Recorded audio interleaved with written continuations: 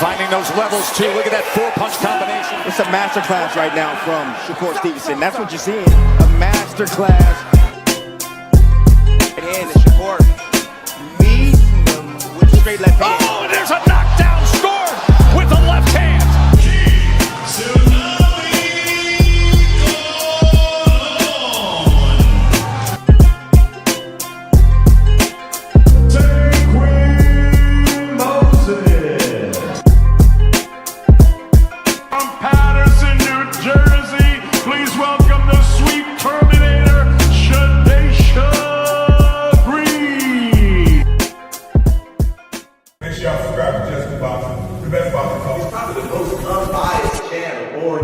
Right now, we're going to give him his just due. Shout out to my brother, Just Due.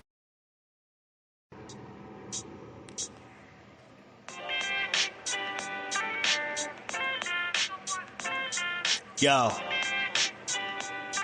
you know the deal. We back again. We never slacking. Word 'em up.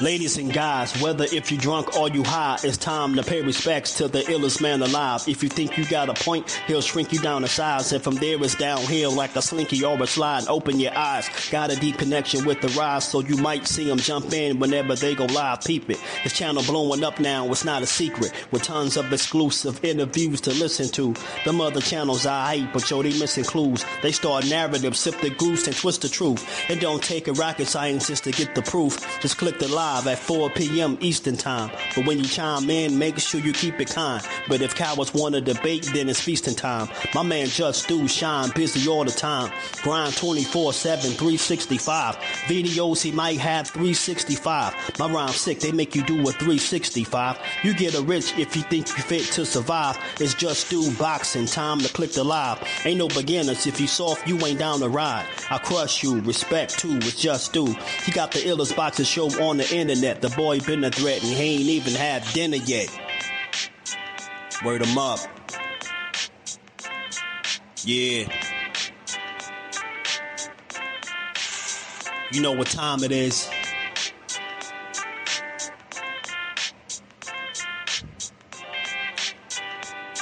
"4 p.m. Eastern." Click the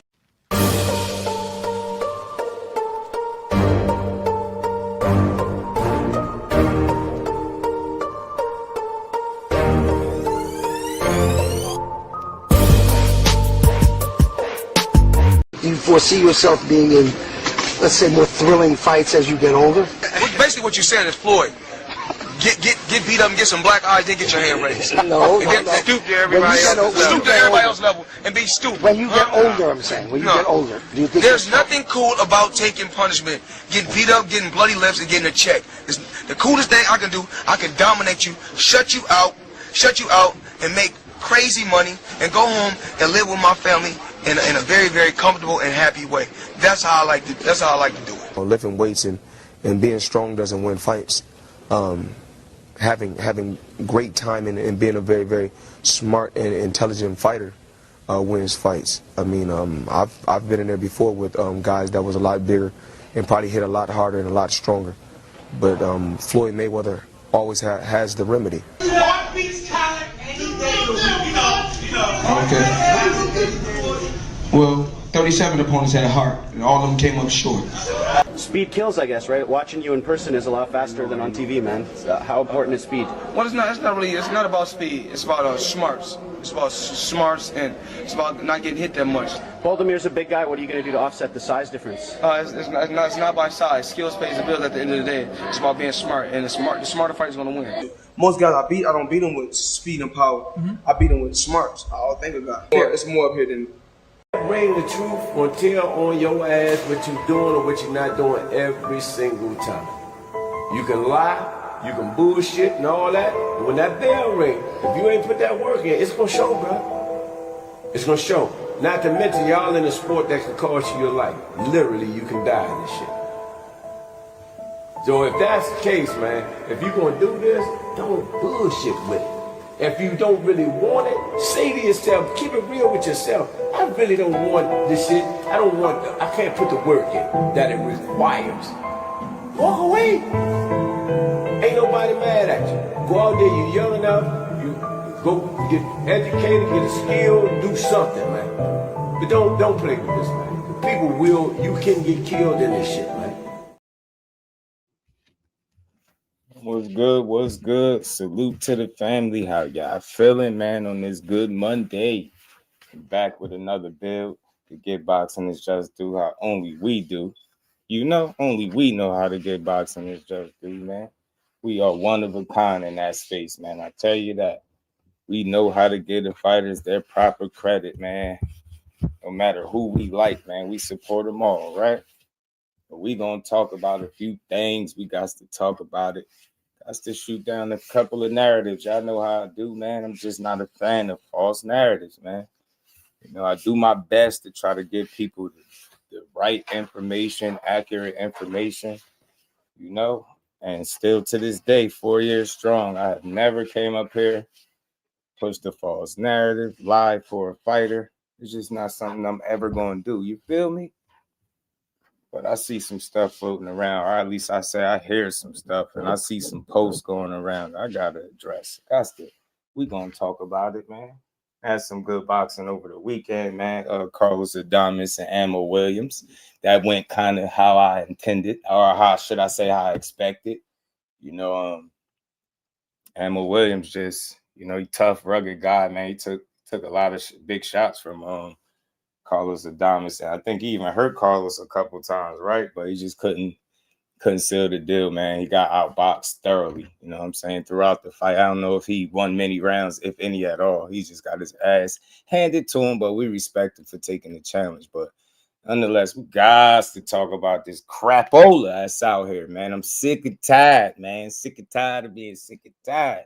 What's good with the fam, man? Hit the like button. Smash the like button. Support the channel. You know, support the grind.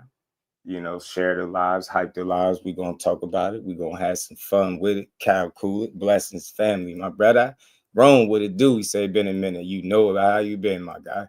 You know, Marcus in the building, my guy. What's good, Brody? MLC was good. He said, what's going on with this Shakur weight bully narrative? It's stupid. How was Shakur being bigger, help be faster, have better conditioning? We're going to talk about it all, man, because they won't stop. They just won't stop. Mike Kirkland, my brother. How you feeling, man? Always good to see you in the building. Son of God with 5-star boxing talk starts. You know, that's my dog right there. SP got beats, 12 threes. What it do? We got to talk about it, you know? Mickey York said, except for Shakur, I don't know what that means. He said, you just playing prize fighter TV. My dog, what's good with it, bro? Phoenix in the building. What's good? He said, Tito Mikado been calling out Shakur Stevenson at 140. Says he's down. Shakur Stevenson ducking him. Let me ask you something, Phoenix. How can you duck somebody with no paperwork, no contract? You know who promotes Tito Mercado, right? You know they're kind of on the same side. When have you ever heard Eddie Hearn say he's trying to make Tito Mercado versus Shakur Stevenson? You got to make it make sense, family. You get me? Got to make it make sense. Reef, my dog, IBF Strip. Yeah, they terrible. Barbara D, my boxing mom, is in the building. How you feeling, Queen? Always good to see you. Reef, my dog. Shakur is trash. Will never move up to 147. Okay. Yeah, I love it.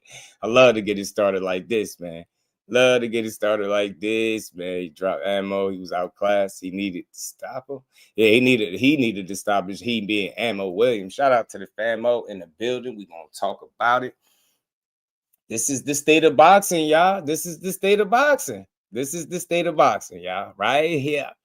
You know what I mean? This is the state of boxing, man. Damn, Shakur Stevenson trash. That's the state of boxing, y'all. I'm telling you, man. So I feel good boxing. That's why I like to hear, man. Always like to hear that you're doing well.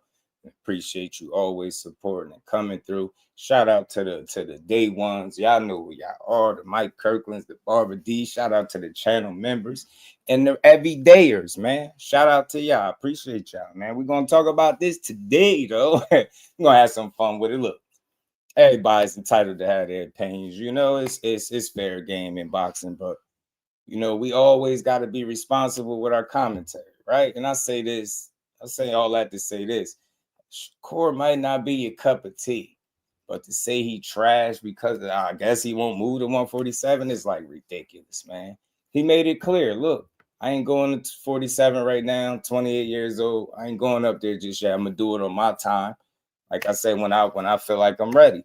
But in the meantime, he issued out a challenge to the whole 135, 140 division. Ain't no need to talk about 47 because he ain't going there. He made it clear. Dudes was hollering his name. It ain't the other way around. You get what I'm saying? He beat T.O. up, man. Somebody said him and Shakur is the biggest fight in boxing, right? But if it's the biggest fight in boxing, then you got to be willing to do something to make the biggest fight in boxing. You can't just expect it to fall in your lap or come to you. You make sacrifices for things you want, right? So, that's that. And then you got Ryan Garcia, who got exposed. He all over the place. We kind of knew this could be the end result because, again, a lot of times when these guys talk about fighting Shakur, it's easy to talk about it, but it's hard. It's much harder to do it. And that's been proven through 25 fights. You can say what you want, but he ain't had a close fight, even on an off night. You get what I'm saying? He still ain't had an off night, man. All this fake ducking stuff, man. We got to just be realistic, man. Tito Mercado in position to fight no Shakur. Fighting Tito would do absolutely nothing. And if we being honest, we just fought Tito, the most established guy at 140. Why would he be thinking about fighting Tito? Seriously, though, like, what would he do right now? Yeah, just prove it to a couple of people that he ain't scared to fight him. That's pretty stupid. You know what I'm saying? The fact of the matter is he issued the challenge. Why y'all don't want to fight? You get what I'm saying? It's that simple. I mean, I don't know what all the hoopla is about, but there hasn't been a fighter out there that has done every single thing they said they're gonna do. There's not been a fighter yet. There's not been a single fighter that you could point to, I don't care how much you like them, that hasn't contradicted themselves or said something that they just didn't fulfill, because we all know that's how boxing is. And a lot of this shit just ain't all the way up to them. So it'd be making a big deal out of this 147 garbage, but he made it clear. Yeah, he said about 5-6 years ago, he'll go up to 47. But right now, he in a position, he got a title at 140. You get what I'm saying? He had one at 135. They got him ranked number one in 2 different divisions. I don't know if people was aware of that. I know that's probably why they punch in the air. You get what I'm saying? Yeah, they got him ranked the champion. He's a champion here, so he a top dog there. Then he ranked number 1 up here at 35. So I like it. And you see those names that's on the list. I don't see ain't much to complain about. You get me? Devin Haney, he's not going up there to 147. Ryan Garcia, like I said, he's a prime example. Like Ryan Garcia called him out after his fight, right? It wasn't the other way around. Ryan Garcia said he'd make a whole weight class of 144, him and Shakur. That wasn't Shakur saying that. He also said, the hell with the catch weight, any of that. I'll come down there and take your belt. I'll make 140 and take your belt. He said that. And then they kindly walked it back to saying, oh, you want to fight? You got to come up to 147. So they all do this, right? But at the end of the day, I think it's about doing what makes the most sense, doing what's best for them in their careers at the time of, right? But it just be too much focus on like little small stuff. Like the dude went out there, won the biggest fight of his career in dominant fashion. A lot of people said how tough Teal could be. It wouldn't be easy. Look how easy he made it. And then we'll really focus on, well, he said he was going to go to 147 6 years ago. So why he ain't doing it? It's like, what?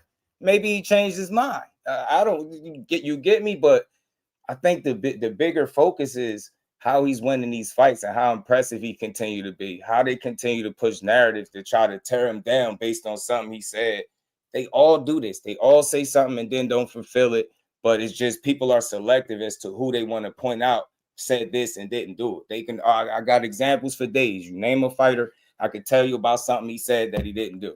Right? It's just not it's not a big deal to me. I think the bigger deal is showing up and showing out every single time your number is called. When them lights shining the brightest, you better get in there and fight, and you better do well. You know what I'm saying? You better do your thing. You better stand on everything you said, right? So I think that's what he's been doing for the most part. You know, it's been stuff he said where he double talk, right? The rehydration garbage, but that shit is not a real big deal. You know what I'm saying? Because at the end of the day, he still ain't fought nobody where he put a rehydration clause or none of that. It's just talk, right?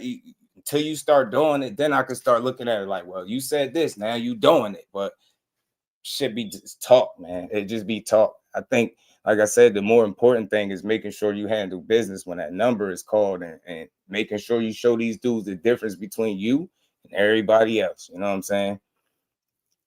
So fast forward division champion in history. Yeah, he is. There only been 5 division champions in history. So I guess there's a lot of trash out there. I'm telling you, these boxers have to make the fights they really want happen. Otherwise, it's just cap. I get it. But for me, it's promotion, right? These dudes are going to promote themselves and they're going to make the fights that make the most sense. You know what I'm saying? That's what I see.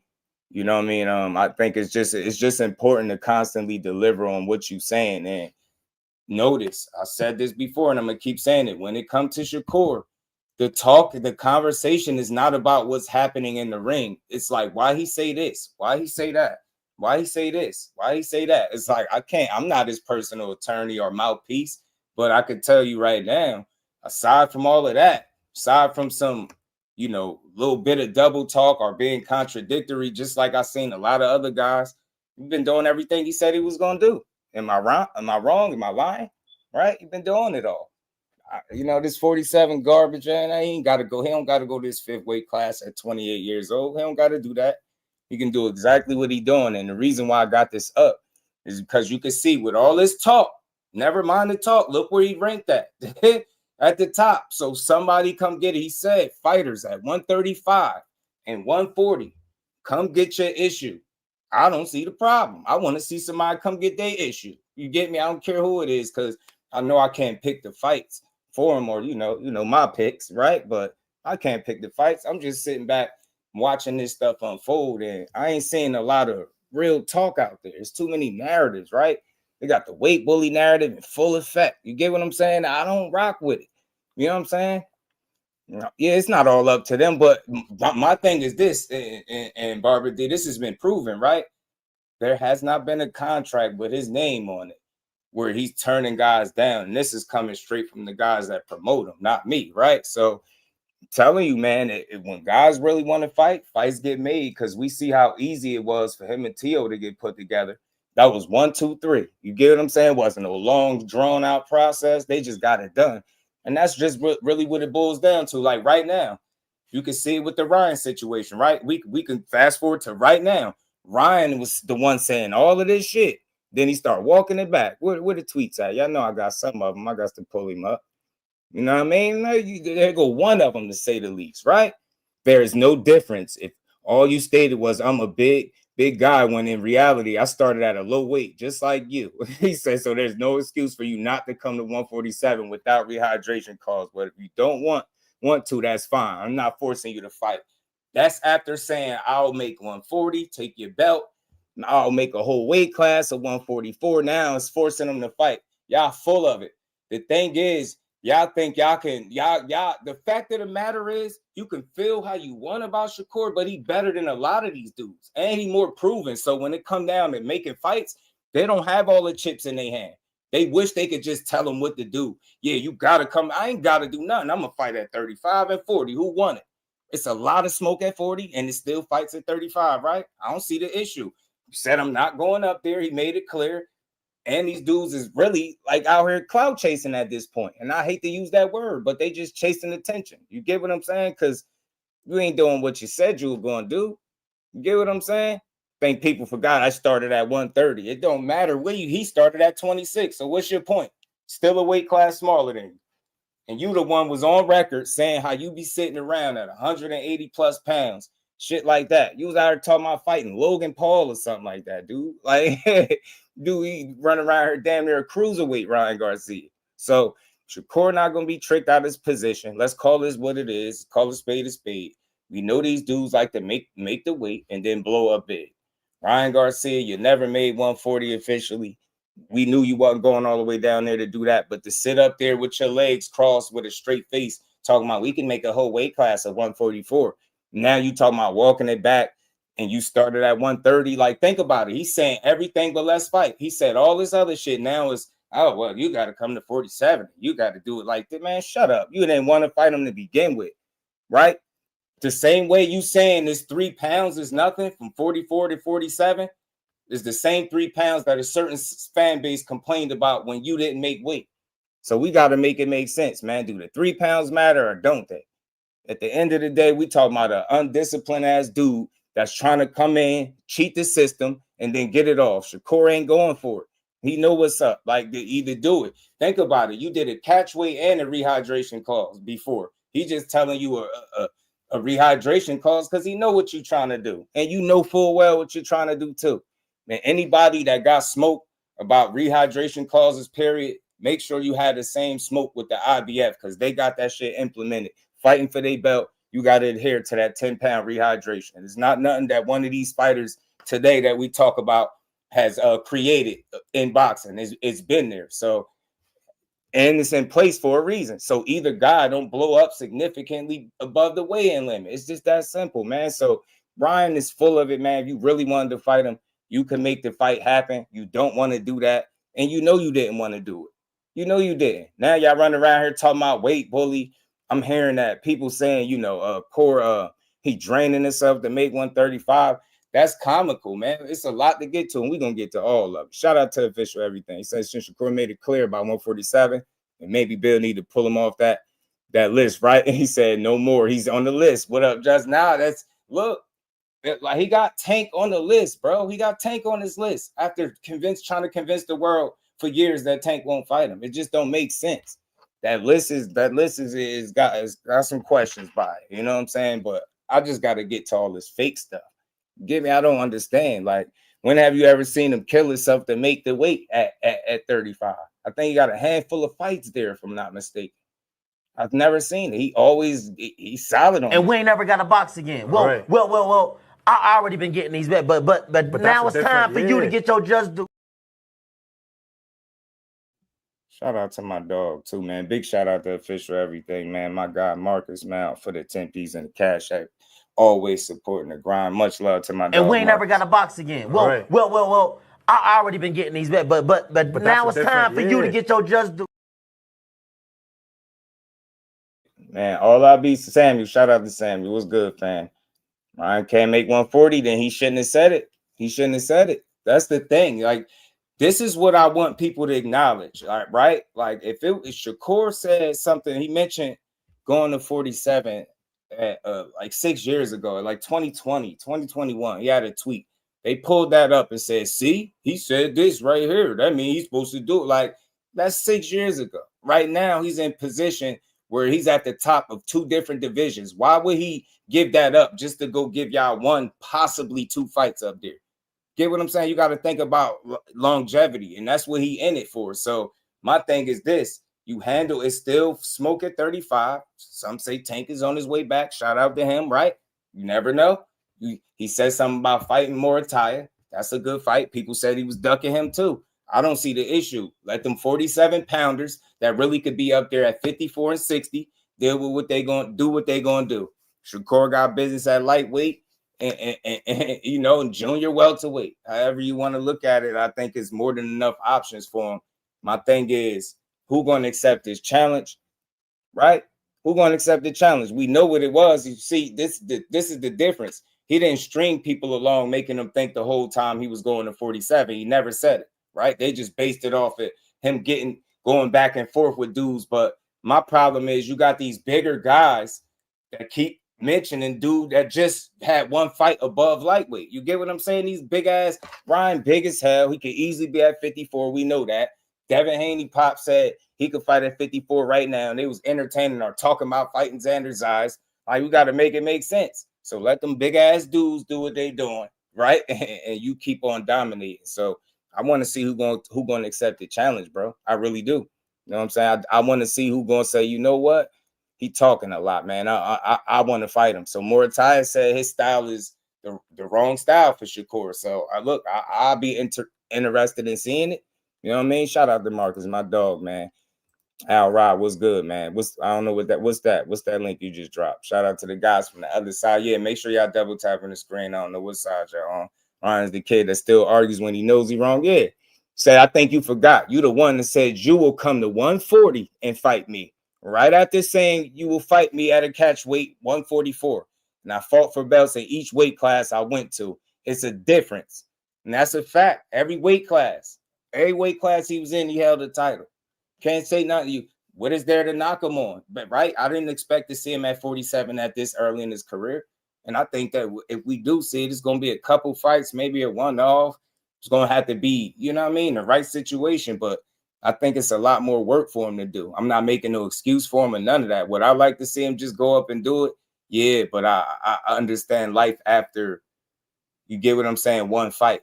And again, that means you will have to give up any potential fight at 35, because I don't see you going up 47 and coming all the way back down. We got to consider that. He just did move up. And I think it's a lot more work at 40 for him.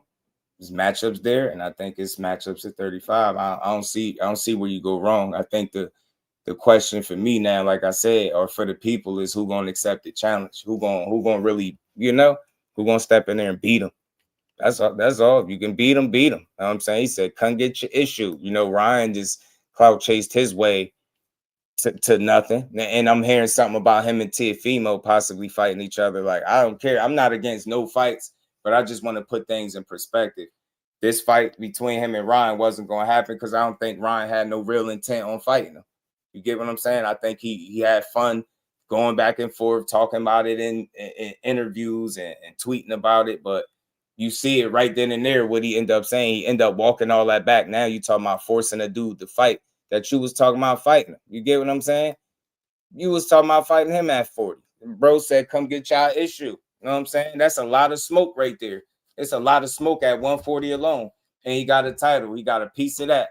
He at the top there. He at the top at 35. I think it's so many fights there. And until he ready to move up, I'll support it. But he said he ain't doing it. So it ain't the end of the world.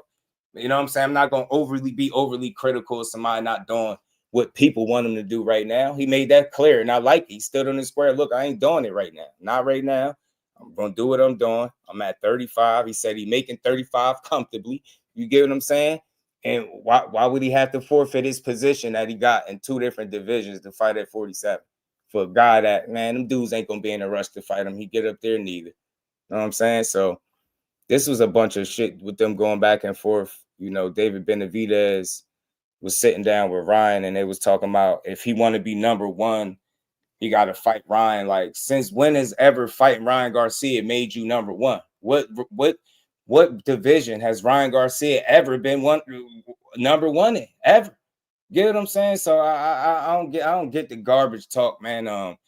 My thing is, stand on what you say. Like, if we could see that Shakur said he was gonna go to 47 and he didn't go, why you can't see Ryan not only saying a whole weight class at 44, man, Shakur. No, at the catch weight, I'll go to 140 and take your belt. He just talking, right? But he talking about fighting Tio, man. The thing is, he knows Shakur be a bad style matchup. He'll have to over-rely on his speed and power, his athleticism. And we seen fights where he don't land that left hook, and when he don't get knockouts, how I go for him. You get what I'm saying? If there's anybody that I think could prepare for a left hook and take it from him, it's Shakur. And he know it. If he was as bad as what he talking, you would just make 144. Y'all dudes is making catchweights with other guys. And I go for both of you 47-pounders with his name in y'all mouth. Y'all really don't want to fight him unless it's under y'all terms. Y'all want to be fully comfortable talking about y'all the same. Y'all not the same size. None of these dudes is the same. These 3 is not the same size. Them welterweights both could be at 54. And I want to make this clear. How you know they're not the same size? When Devin was at 35, we seen him sick on the scale. Have you ever seen Shakur sick on the scale? When Devin moved up to 140, it was hard for him to make the weight there. He said he struggled. He had to weigh in a couple times to make the weight. Have you seen that with Shakur? And in fact, he had to eat extra. He did it. Like I was telling my brother Crush, shout out to Crush. I see you, bro. I was telling my bro earlier, he did a whole pre-camp and had to really eat to make that weight and still came in at 138. People focusing on the rehydration. I can't tell you how much he weighed, but I could tell you he's not a heavy dude. He just don't rehydrate that much, and he don't allow himself to blow up in between fights. He don't allow himself to get out of shape, so he stays relatively in or close around the targeted weight. He ain't got to sit up there and have a fat camp. You're never going to see that from him. You know what I'm saying? Because he locked in. He living the fighter's lifestyle, and in doing so, you just don't allow yourself to be big. Case in point, he beat Tio January 31st.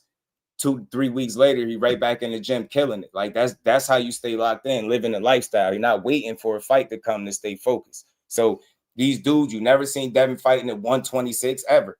Even in the amateurs, he always fought at a heavier weight class. He drained that one weight class until you see a guy step on the scale and start killing himself. Then that's when you know he too big. We know how we knew he was too big for 130 because he went to the well one too many times and try to make weight and relinquish both his titles. He lost both of them titles on the scale because of that. Everybody said he ain't need that Conceição fight. He could have went up before taking that. And I agree. I didn't think nothing was wrong with it, but he went to the well, missed the weight by a bit. And that was the most costly decision he made. But I think since then, he obviously never made that, made that decision again, right? He ain't never put himself in a position where he missed weight, and he's just been on point. So again, I know this personally, you know what I'm saying? I know somebody that see this dude on a regular, you know what I'm saying? Even in between fights, shout out to my dog Crush, man. In between fights, he's just not an overly big guy. You know what I mean? It's not much I can say about it. He's just not. You get me? Some people look bigger than they are. He might be one of them. And I think it's because of the way he lives is why he don't get big. You get what I'm saying? You just don't allow it. And again, I try to tell people, you see some of the tweets, right? I had pulled this up because I had to ask the question, right? What fight did Shakur Stevenson look smaller than his opponent on fight night? You know how stupid of a this don't even matter, right? So you telling me a guy that they keep saying is pillow fisted, all of a sudden where is the weight helping him if he ain't punching hard? Like I need some understanding. I seen every last one of the fights. You could take your pick. Tell me which one of them fights where he used the weight to win. You get what I'm saying? They've been saying this pillow-fisted runner, all of these stupid ass narratives. I'm trying now all of a sudden weight bully, and I'm trying to understand where at does he use weight to win fights? Do you see him leaning and laying on guys, keep tying and wrestling up? Do you see that? Or do you see pure skill? Only a fool would try to make this argument. Only a fool, bro. It's a dumbass argument to make. All this weight talk, man. Like, bro, you in there, you sign a contract, get in there and fight, bro. It'd be on an even playing field. This dude ain't rehydrating crazy in between fights or even from way into fight night. It's just not something that he do. You get what I'm saying? You see a dude got to eat extra to make a weight class and still come in light. What is that telling you? He had to do a whole entire pre-camp to acclimate and put the weight on right and still come in light. What is that telling you? If a guy is big is what people are saying, then you don't come in light. You will struggle to make the weight. Simple. If he was a 54-pounder, how some of y'all are saying, then he'll struggle to make these weight classes. Like them other guys. Ryan never made 140. Why? Because he big as hell, and we know that. Devin moved up immediately and said it was hard to make 140. Why? Because we knew he was big for the weight class. That's how you know. When you got to drop significant amounts of weight in training camps, you get what I'm saying? Just to make your targeted weight, those are the guys that's killing and draining themselves. Not somebody that's doing that shit comfortably. You get what I'm saying? It's different. You make a weight comfortably and all this weight bully garbage. So again, I don't give a damn about when the time he was the bigger fighter. I don't give a hell if he was the bigger fighter every time. You get what I'm saying? Tank, prime example of a guy that tell you size don't win fights. Then y'all hear the clip that I played with Mayweather. What did he tell y'all? That they keep talking about all this is weight, this. So I asked the question, well, what fight did Shakur have where he wasn't the more skillful guy? Y'all be making the wrong arguments, talking about weight. All this weight garbage, man. Y'all, he beat Tio up. Now all of a sudden he a weight bully. Moving up to somebody weight class. Make it make sense.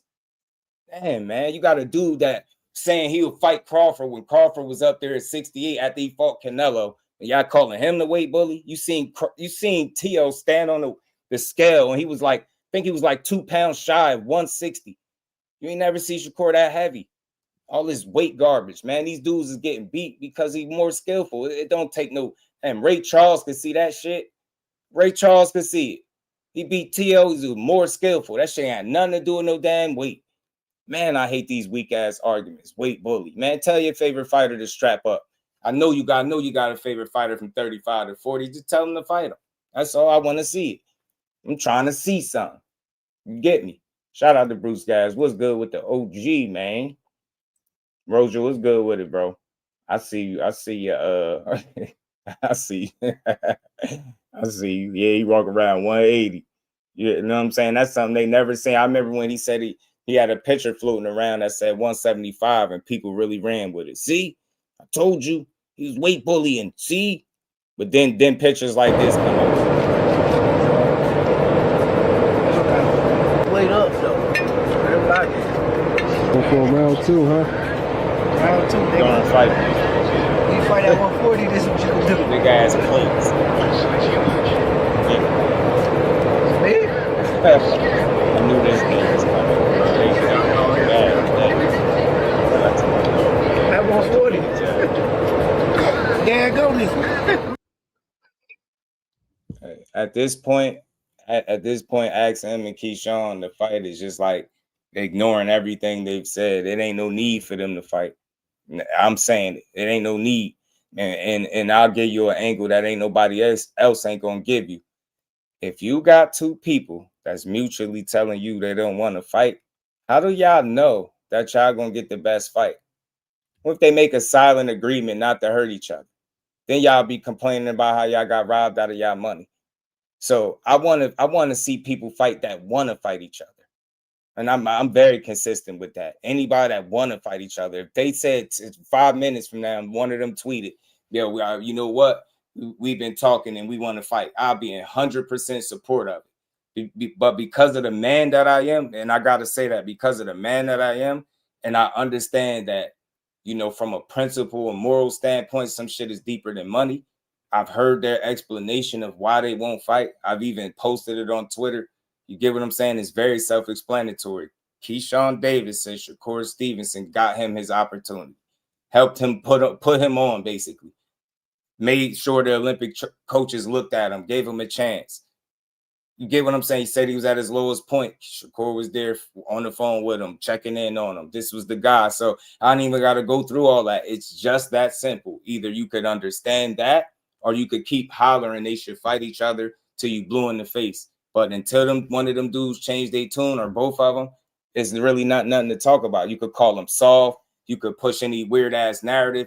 That shit is I've seen real shit like that before. And it's like biting the hand that feeds you. Not saying he fed you, but he put you on. It's like that. Out of all the people, that's just not the guy I want to beat up. Right? We rock with each other just different. It's deeper than boxing. And again, I think money talks and BS walks. Nobody putting up no money for them to fight. How much money they gonna get paid? Like, you get me? Like, give them an incentive to want to fight.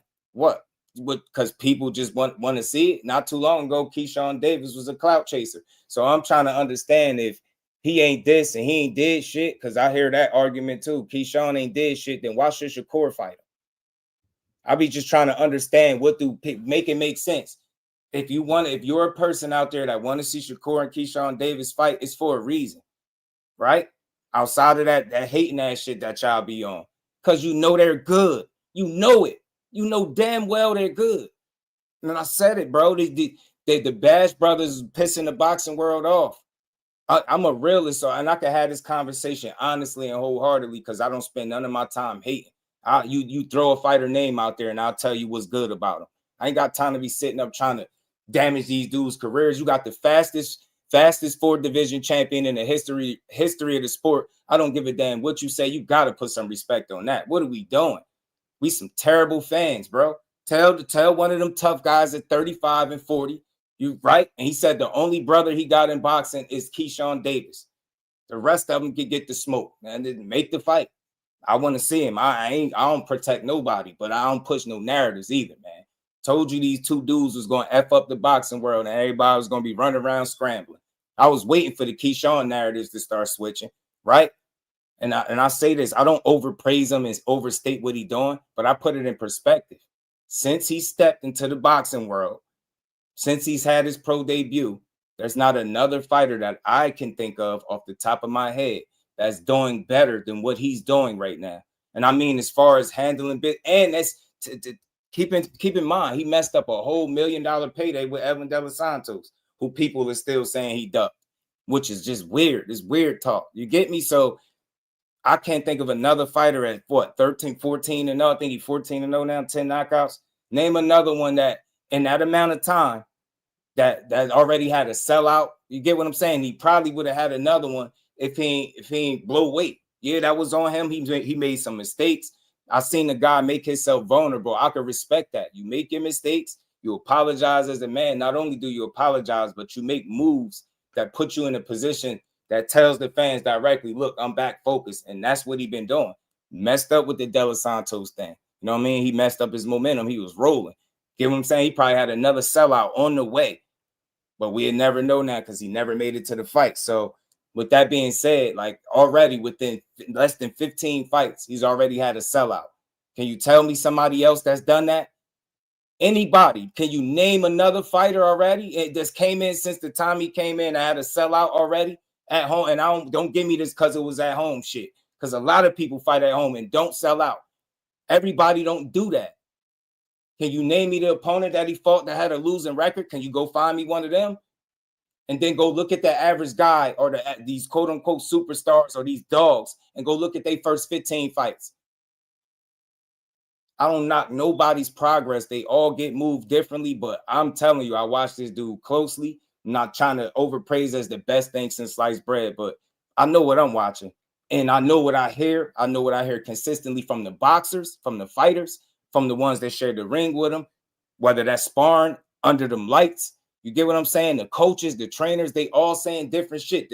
The Hall of Fame fighters is all saying different. The Tim Bradleys of the world, all these guys got something much different to say. But the fans, because you don't like them. If you take the name Keyshawn Davis away and you call him something else, John Smith, something generic, he'd be a cold ass John Smith. Y'all look at him as one of the best fighters in the game right now because that would be keeping it real. Saying Keyshawn Davis is trash is not being honest with yourself. Look what he fought just in his last fight. Most guys don't fight these guys with this kind of experience coming up. And he did this shit off a layoff. A guy in Jermaine Ortiz, who we all watch, gave Loma all types of fits, especially in that first half of fight. A guy in Jermaine Ortiz that we just watched give Teofimo hell and should have got the nod, in my opinion. Right? You would think with all that experience just against those two guys alone, you get me? Yeah, Albright as well. He fought him too. Throw him in there for kicks, right? All that experience. Did he get in there with Keyshawn Davis and can't muster to get a clean fucking round? And we'll wake up and be like, yeah, but he ain't doing shit. He not doing nothing. No, that is doing something. He doing exactly what he's supposed to be doing. That's the best guy they said he fought to date on paper. And he stopped him and didn't struggle. He didn't look bad. It was no ring rust. You seen a bad young man. If he stayed focused, you're going to see one of the best young talented fighters in the game. I can assure you that. It's only up for him if he stay focused, bro. And all these personal feelings that y'all be having towards the fighters, I don't get it, especially for the OGs. We OGs, let's speak life into boxing, man. You get me? We ask for guys to promote themselves. He go out there and promote himself. They trash him for promoting himself. Everybody he go back and forth with and talk to, he not going to fight. That's boxing, though. This is just boxing. It's like, did y'all just start watching boxing or y'all, you get what I'm saying? This is just the way it go. You see somebody, you keep the same energy, right? Whether you fighting them or not, you keep the same energy. I see people dragging Keyshawn about the way he did with Abdullah Mason. They fighters. They're fighters. But I'm willing to bet you if Keyshawn was quiet and he would have just shook his hand and stood next to him, then the narrative would have been he's scared and he don't keep the same energy. I know it. Y'all would have been complaining about that. But he seen him with his father and all. Told his father, man, you goofy. Man, I'll knock your son out. And y'all going to cry. But because he ain't fighting him next, we got to be mad at him? Like, how many fighters y'all seen exchange words and didn't fight next? Why are we mad? He telling them what it is. Y'all will fight you. Until somebody prove wrong, I don't see no otherwise. All this, he's scared of Abdullah Mason business. Man, I really question the boxing fan that continue to push that these grown men are scared. Like, you got to think about what you're saying. When you're saying they scared, this is what they do. This is what they do for a living. I don't think none of these dudes be running around here scared to fight. Abdullah Mason wasn't no chump. He stood his ground. He said what he needed to say. I'll fight you wherever. You get a belt, I'll take that too. Dude, that's good entertainment. Why are we mad at the exchange? Let it go on. We know when they meet up, they find themselves in the same weight class. Then we got a backstory. Let's see if anybody gonna stand on business. But don't tell me this dude ain't doing what he's supposed to be doing, bro. get what I'm saying? He doing exactly what he's supposed to be doing, standing on business. He promoting himself. He making sure he talked about, but more importantly, through all the showmanship, through all the Instagram posts, the tweets, and the call outs and the face-to-face face-offs, beyond all of that, when he get inside the boxing ring, what do he do? Do he pussyfoot? Do he, you know what I mean? Is he struggling with guys? Like, how's he looking? You get what I'm saying? That dude picked up right where he left off, man. So I like what he doing, man. From the promotion to the call outs, keep calling these dudes out. You supposed to do that. And whatever fight and opportunity present itself, then you take it. Simple and plain, bro. Call them out, but more importantly, when you get in that ring, I say this all the time, you got to make sure you kicking ass, and that's what he been doing. I'm just surprised why we be mad at these dudes for doing exactly what they're supposed to do.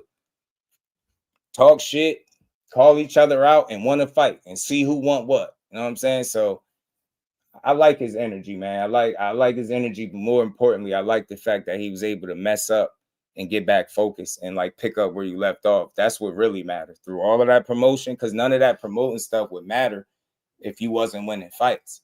Get what I'm saying? Start losing fights and then you run around all loud and braggadocious, then nobody want to hear that shit.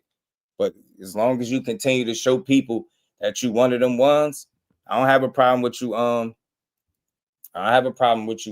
You know what I'm saying, promoting yourself and having fun with this shit. Will, what it do, man? Yeah, I think he did beat T.O. Boxing Bill was good with it. Damon was good with it. You're gonna get judged. Nah, it ain't even about getting judged no more. It's deeper than that. Motown was good with it. He cleaned up 35 and 40, man. Drunk Big Boxing taste. Shout out to my dog. Yeah, me neither. I just like, we be looking for narratives. Like, you got to think what he was saying before this point. Before this point, it was T.O. would do this, T.O. would do that. Then it's like, once he get beat up, now you start asking dumbass questions. Nah, you should have never bet on him. Simple and plain. That's where your own hating ass, that's what your own hating ass get. Seriously, because a lot of you dudes, you know, if you claim you know boxing so much, claim you know everything, claim you watch so much tape and film and you know all about boxing, but then you out here picking T.O. to beat Shakur and be surprised when it don't go that way. Then you start asking dumbass questions like, yeah, when has he ever been the smaller guy on fight night? Shut up. Tell your favorite fighter to run it back so he could bust his eyes again, bro. Nobody want to hear that crybaby ass shit. He ain't no towering ass big dude. I'm going to say this again for people that respect and understand that I come here with the truth and nothing but the truth. Look, I'm going to say this. I understand we all have different maybe interpretations to what a big fighter is, but I've walked past a lot of these dudes. I've seen them in person. I done took pictures with a couple of them, had guys sit a few rows ahead of me. These dudes, this guy's just not overly big. If you think a dude at 5'8", 130-something, 40 pounds is big, then our interpretation of what a big guy is totally different. You get what I'm saying? So I think if you maintain your weight in between these fights, then you know what I'm saying, and you just don't blow up. It is what it is. You get what I'm saying? But every single time you in there, if you're the more skillful guy, that's what I'm going to see. That's what I ain't seen yet. I ain't seen somebody outskill him yet. The hell with some damn weight. We be out here forcing dudes to be bigger than what they is just because you don't like them or you want them to fight in a weight class where you think it'll go bad for them. I ain't trying to hear that. And again, we knew this day would come. Shout out to the guys that support boxing. The only reason they begging for a 5th weight class right now because they hoping somebody can beat them. That's what they hoping. They done gave up hope. They done seen the way he cooked here, like, Gary Antoine. Why won't he fight Gary Antoine? I bet you he won't fight Gary Antoine. I bet you. They be pissed off. I bet you he won't fight Gary. And then Gary come on, right? Gary come on.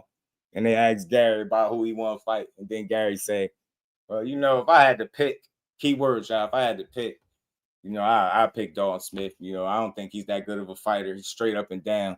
You know what I'm saying? Then you got Hitchens out there, right? Then you got Shakur Stevenson, man, for last, right? And nobody bats an eye. You know what they do? They wake up the next day and ask the same dumbass question again. Why Shakur won't fight Gary Angelo Russell? I'm tired of y'all, bro. Why do y'all think these dudes are scared to challenge themselves, bro? Especially him out of all guys, man. Man, the dude just picked Shakur last in front of the world and they ain't say nothing. They just chill. And they still, well, hey, he won't fight Gary, though. Gary said, fight him last. Shout out to the Queen Lisa. How you feeling today? My bad. What I say? What I say? Not bad, y'all. Shout out to everybody in the building. Hit that like button. Fate was good with it. Dalton is a cool fight. I wouldn't be mad. Keyshawn was taking punches like dude toe to toe. Nope.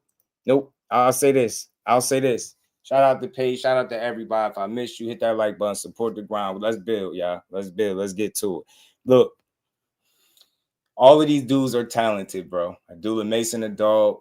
He a young dog. He proven that much in his last fight. But it's different ways to show dog. And I think Keyshawn showed you that in his last fight, right? You don't have to take punishment to be a dog. You get what I'm saying? You dominating fights, to me, that's being a dog. You know, Dula's a young pup. I don't even want to say that. He's a young champion. Young man, he's only 21. He got a ton to learn, but even where he's at, I think he's ahead of the curve.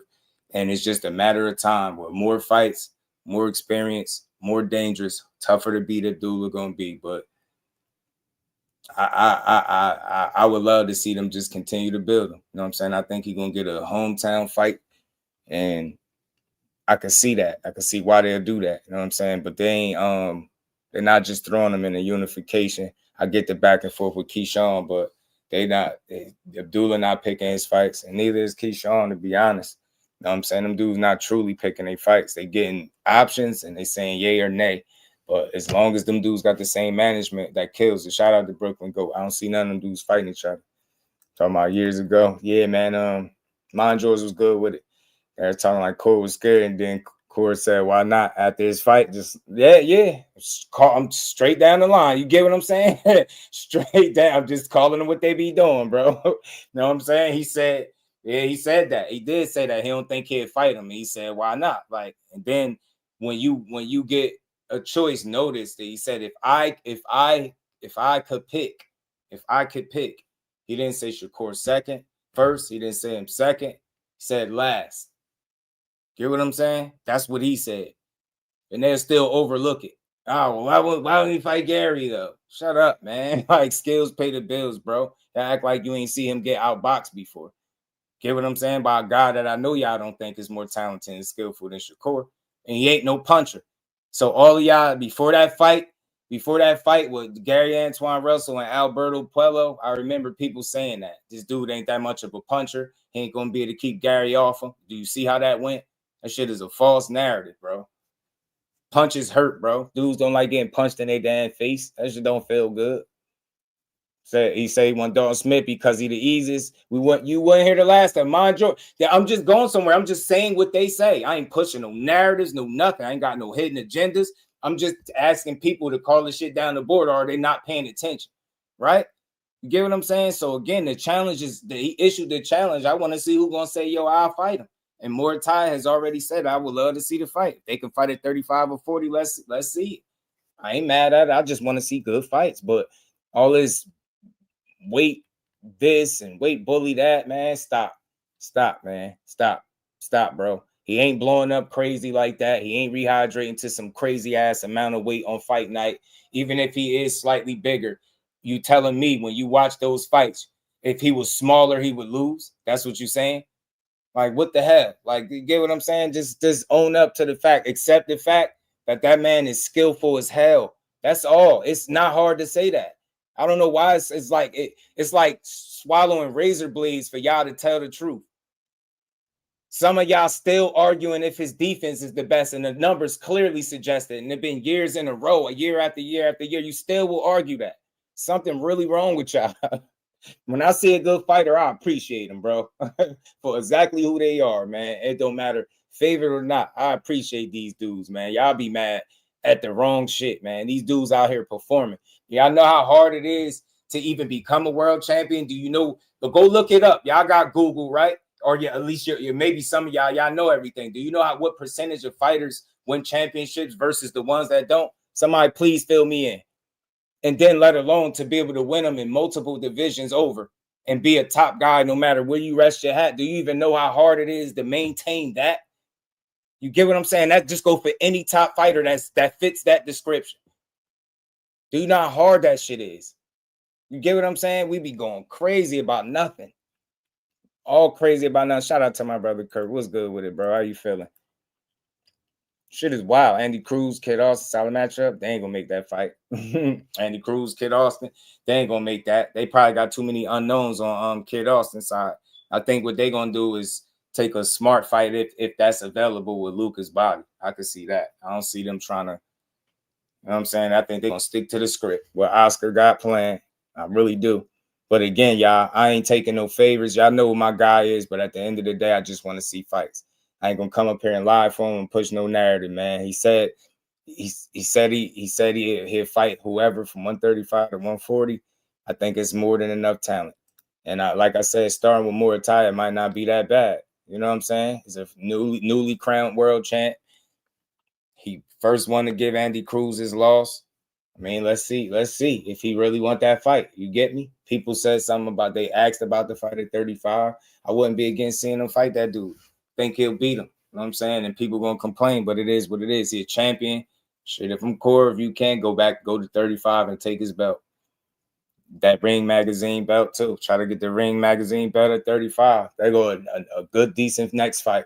You don't got to entertain 47 no more because you're not there. But like I said, y'all, if you just look at this list, take your pick. Take your pick. That's what I think. At this point, he don't need nothing outside of the top 10 in any weight class, period. Whatever the next available fight, that's what I would love to see. I just don't know. You got Dalton Smith right there. You got Hitchens ain't going to fight him. He already said it. Keyshawn ain't. He beat T.O. Puello, Gary Antoine. People really want to see Gary Antoine. I doubt if we see that. Subriel Matiz probably suspended from getting knocked out. Adam is in. I know him, but people probably don't. And Pierce O'Leary, I don't know who the hell that is. I'm not going to lie to you. But you see it's fights here. You know what I'm saying? Joe Cordina is a top 10 lightweight. Wow. Jody Herrera snuck in at number 9. That's how you know things is changing. 8. Lucas Body, Sam Noakes, Floyd Schofield. You're not fighting Mason. No. Cruz. No. Williams Zepeda, he beat. I think the most logical choice is Raymond Muay sitting there at number 2. Swear I do. I really hope they can make that fight. It makes sense. He's a champion. Go down there where he at and fight him. I don't want to sit here stuck on something that he's not doing. You know what I'm saying? He ain't going up to that 5th weight class just yet. And he want to operate between these two. I like the idea. I think he can really do something. I think he can do something. You know what I'm saying? I think he can make good fights at either weight class simultaneously. So let's see what he able to cook up or who accept the challenge. Like I said, who gonna come get their issue? That's a lot of smoke from 135 to 140. So I really don't see nothing to be mad at. Just keep winning, bro. Stay focused. And again, I'll point this out. You know, a lot of guys, when they get in there and face the best opposition that they've been in the ring with, they tend to have their closest fights. They tend to struggle and just get by. I just want to point out that the Bash brothers, just both of them on paper, was in there with the best guy that they fought to date. And they probably gave up less than 3 rounds between 2 fights. Realistically.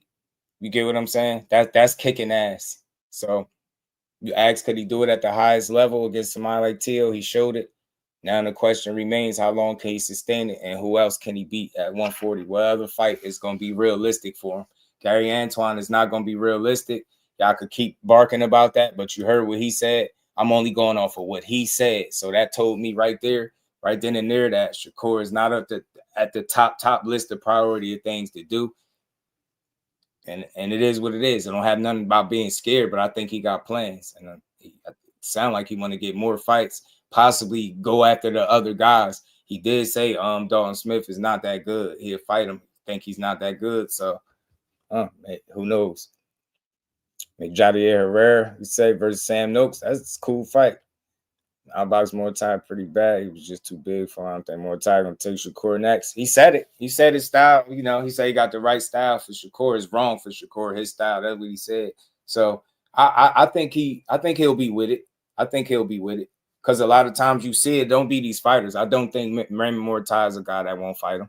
I just hope it's a realistic fight that can be made. I mean, it is realistic. I just hope it's up his, you know, up high on his list of things to do, right? Priority wise, I just want to see it. I mean, I don't know. Dalton Smith would be too perfect, right? Corey ain't gonna get that unification that easy. Dalton Smith gonna go in another direction more than likely for obvious reasons, but Let's see. If Abdullah went to war, Keyshawn was not taking punches like that. Fact. Oh yeah, no, he wasn't. That's a difference between them that people don't want to acknowledge. You get what I'm saying? That he know it. He said it himself. He said he fought Sam Noakes fight too much. Said he felt like he fought his fight too much, but you don't criticize him too much for that because he still got the job done. He showed what kind of dog he is, and you know that he's capable of even better than what he did. You know that. Real fans know that. So it's only a matter of time for Abdullah. He's gonna be tougher to beat, right? But the longer people take, the tougher he is gonna be to beat. That's just real. That kid can go. He can flat out go. The biggest knock on him right now, and it's not really a knock because he's young, is experience. That's it. That's it. That's it for me. Like, I don't see much that he can't do. You know what I'm saying? Right. And it's just all about putting it all together on the night. And so far, so good. Even in his toughest test, he stood tall. And what I like about it the most is because now he'll know where he needs to improve. He'll know the areas where he need to get better. Right. And I think it's just, I don't even think his defense is so bad, like some people say. I just think he's so aggressive and eager to beat his man ass that in the process, he leaves himself open, right? And whenever you in the fire a lot, you're going to get burned more. You know what I'm saying? And that's what you see with him. But when I say this all the time about Abdullah, once he slows it down, I think he's capable of slowing the fight down without taking that kind of punishment, picking his shots, and just cleanly outboxing guys. Once he masters that, then he's just going to be a world. Like, once he masters the art of playing chess rather than checkers, and I don't want to knock what he's doing and call it checkers, but you get the analogy, right? Use the IQ. You got a long ass reach, bro. You got a long reach. You got a long frame. You could have kept that dude at the end of your punches and boxed him. And no, Sam Noakes ain't no super crazy pressure fighter. Yeah, you could have done it. And we all know he's capable of it. But I think mentality and the lack of experience, and then to a degree, you got to think you going in there and everything you've done up until this point has worked. So Sam Noakes had to show you that certain things ain't going to work at a particular level. And you as a young fighter, you was able to answer the call and the bell on those things, right? Even when met with resistance, Abdullah Mason figured it out, got that shit done, got his hand raised. So now we get to look forward to seeing what his next fight look like and where he improved, right? It shouldn't be an indictment on him because he got tested. But the problem is people are like almost awarding him wins against people that they don't like as much as they like Abdullah, Keyshawn and Shakur in specific, right? They already putting him in the ring with those guys and saying how he'll beat them. You get what I'm saying? But then, like my guy Boxing Bill, I think that's Boxing Bill pointed out, you get what I'm saying? He went to war with Sam Noakes. You get what I'm saying? That's the best guy he fought. But you see how competitive that fight was. And you see these other guys get in there with the best opposition. They all different styles, and we get it. But you see how they handle their opposition. You see how they went about their business as opposed to him. He's younger and more inexperienced. So you're going to see, I think, it's okay and it's acceptable at this rate to see holes in his game. And that's what people don't want to acknowledge. And when you point that out, they treat it like you knocking a young man. No, you're not. You're just acknowledging where he can improve. And how do we know this? Because we got a couple of fights. You know what I mean? To tell you he can improve on things. And he already at a high level. He already a champion. It's only going to get worse. That's what I say. So when you ain't a hater, you're able to give him credit. But I just don't got him beating those two much more experienced guys right now. I don't. I see it being good fights, great fights. But again, it ain't about being a great fight. Is he going to win these fights right now? And if I had to base it off what I've seen in the ring so far from them, I would say no. I would lean toward no. But again, it's only a matter of time for that experience to get under his belt. And we talking about one of the most dangerous and smartest young fighters in the game. 21, y'all. 21. Got a lot of time. Got a lot of time. That's just, again, that's my opinion. I ain't saying facts on nothing. That's just how I see it. Inexperience would be the biggest knock on him right now, not his skill set. And his temperament, the same thing that makes him dangerous at this point, because he hadn't quite mastered it, gets him in trouble or can get him in trouble, right? So I think against those top tier guys, yeah, you get me? When he got dropped twice in one fight, he got that job done, rebounded both times, and got his guy up out of there ASAP. Who was right there giving him the game, right in the locker room, telling him like, yeah, hey, man, you get what I'm saying? It's shit like that. that you get what I'm saying? Little jewels like that. It's just the understanding of the game. I think those Olympians are far more experienced, and I think the details is in the way they've moved all three of them. If you just look at it, see the Olympians versus how they moved him is different. And I think it's because he wasn't as highly rated as an amateur. He still was very good, don't get it wrong, but he didn't have that Olympic pedigree or he didn't have that experience. So he hit the ground running, and he been beating ass and learning on the job despite having a pretty solid amateur career, right? You know what I'm saying? And we see where he at. So everybody learns differently. Everybody got a different path. I can't knock nothing to do with Mason doing. I can see the growth, and I'm just waiting to see the next fight. He more than likely ain't going to end up in there with no Keyshawn. People will make it about Keyshawn clout chasing, but like I said before, you know who Keyshawn is, and you've been knowing. He don't need clout off a guy. You get what I'm saying? That he been doing this shit longer. He been fighting at the higher level longer. Get what I'm saying? So, I know how the story would have read if he would have played nice. I know how the story would have read if he would have just shook hands and walked away. You get me? So I think he just kept it right, the same energy, and that's what he's supposed to do. And anytime them dudes end up in the same weight class again, we definitely gonna want to see if him keep the same energy and want to fight, right? Shout out to Ill Will, man. He said, appreciate the grind, man. I appreciate the support, bro. Y'all hit the like buttons. Over 50 people in the building. Let's keep building, y'all.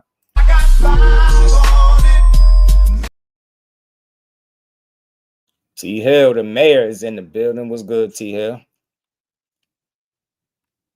What's good with it? Seawood, my dog. What's good, family? Omar, what's good with it? You better not fall for the okie doke with Keyshawn.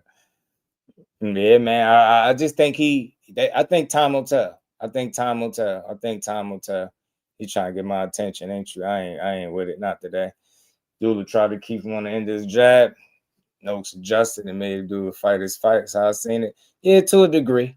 I think in spots, I think him and in those moments where, you know, Noakes did try to press and make him fight his fight, I think Abdullah Mason, you know, his willingness to engage right then and there is what caused him to fight his fight too much, where he could have still got on his stick and stayed composed. Because I don't think Sam Noakes is some crazy great pressure fighter per se, right? But, you know, whenever he did close the gap and he get to mixing it up, Abdullah Mason, his temperament wouldn't allow him to try to take the step back and just box. And then you think about it, listen to his corner. You can tell they wanted him to do exactly what I'm saying to a degree, because that's what Pops was yelling, right? So I know I'm not too far off the mark in terms of saying like how I think he could have done it, because they clearly, Pops was clearly asking him to do it because he know he's capable of. So I think that stuff comes with experience, right?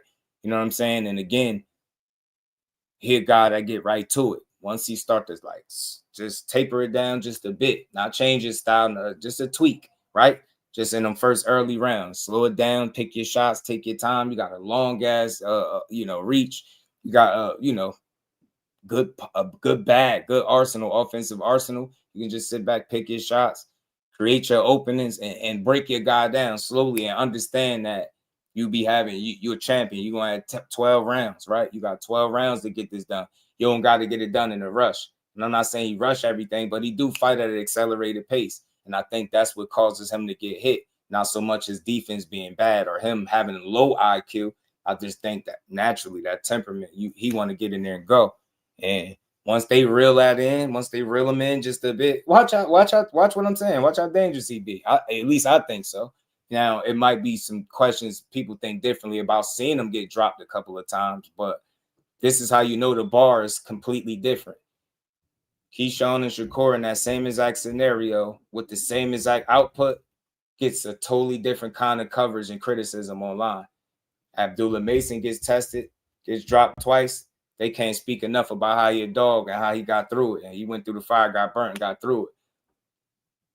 But you allow Keyshawn Davis get in there with that same guy and do that, and he got to get dropped twice and knock him out. They'll be telling you how trash Keyshawn is, and you see his chin ain't shit and this and that.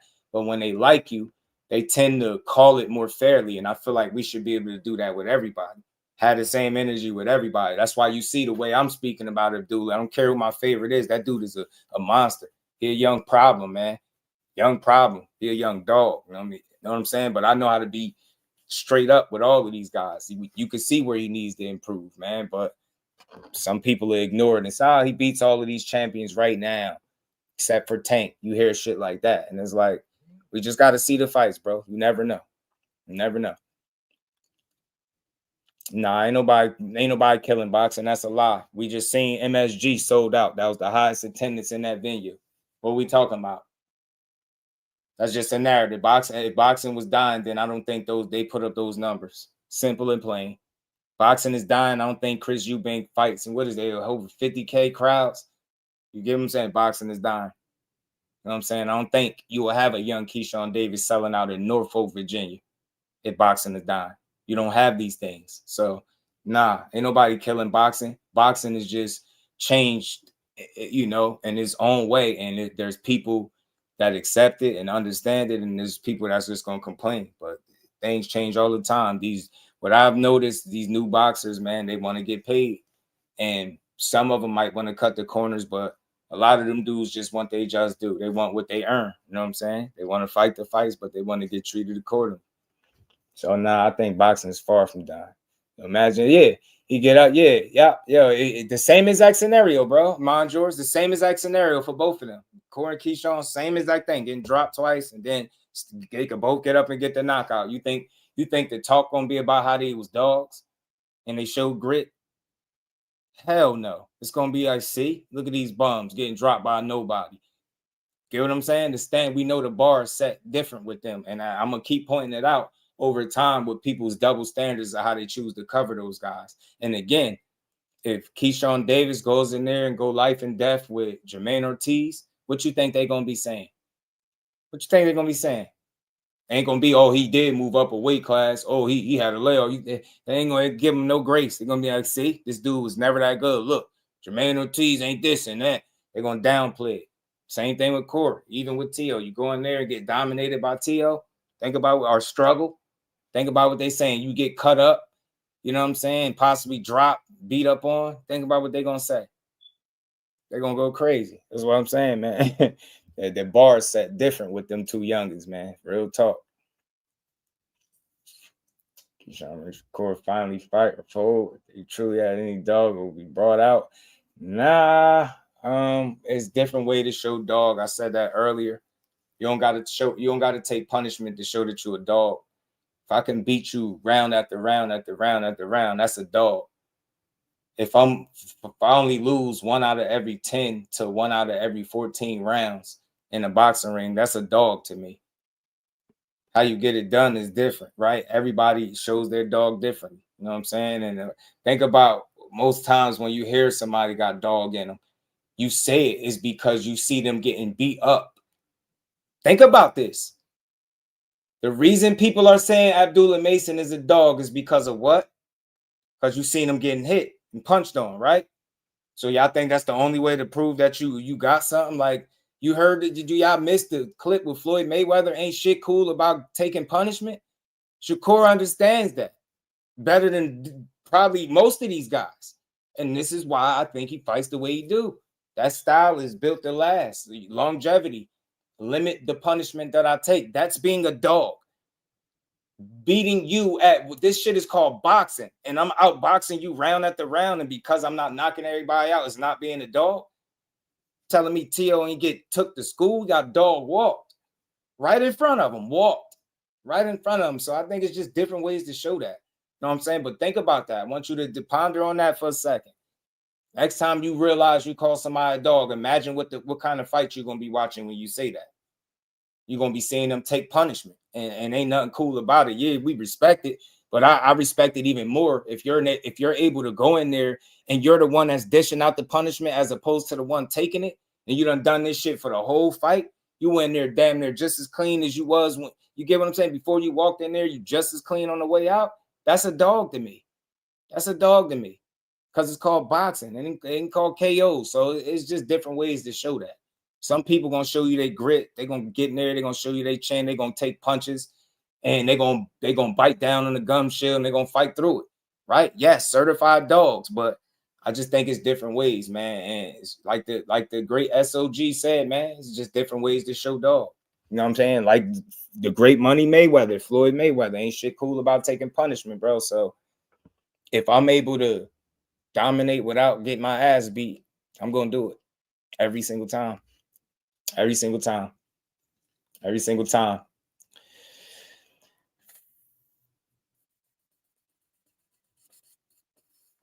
Every single time. Keyshawn Kelly gotta go to war to be a killer. Nah, you don't. I hear different. I hear from the fighters that Keyshawn is that. I hear from the fighters and the trainers that Keyshawn is that. The only people that's questioning it are fans. Can you tell me why, Jerry, that they sold out MSG and they had the highest attendance in the spot? Can you elaborate on that? Why would people come to watch them? Who did they come, just for T.O.? Because you know they said that was a pro Stevenson crowd, right? You know that's what they said. So can you explain to me, with him being so not entertaining, why would he have a sold out in his first pay-per-view? Why would it be sold out? And MSG out of all places. And up until that point, T.O. was fighting at the Hulu Theater at MSG, not where they fought at. Can you explain to me why it was over 21,000 people in attendance to watch that boring fight?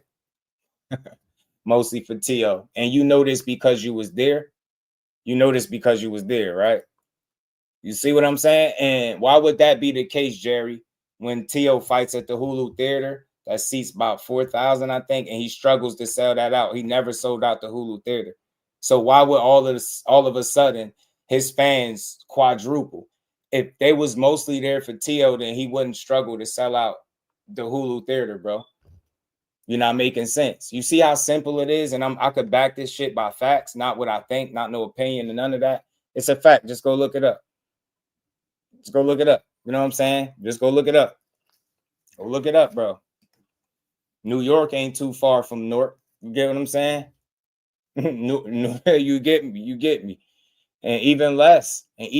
Go look at some of the fights, Ill Will in the Hulu Theater. And that's not me knocking them. That's just me knowing and doing my homework over time. So again, why would they have a sellout for a boring ass fighter? You get what I'm saying?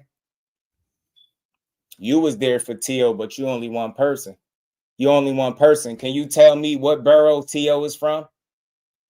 And you can tell me that they rep him. Not one time does anybody say T.O. is really from Brooklyn. And that's the problem. You know what I'm saying? So I don't know. You know what I mean? You could be there for T.O., but you one person. You really think everybody was there for T.O. And everybody wasn't there for Shakur. You would never hear me say it. But if there's a case to make a case on either end, Shakur has done well over 10,000 tickets. Point to the fight that T.O. done that. Just tell me the fight. Point to it. See what I'm saying? Like that's facts over feelings type stuff, man. You feel that T.O. they was there for T.O. You can't prove it. I couldn't prove it, but if I had to base, like, again, off the numbers and who really the East Coast fighter, I don't think it's T.O., bro. I ain't gonna lie. Said it was a pro Stevenson crowd. I had a few people that was there that I know. You know what I'm saying?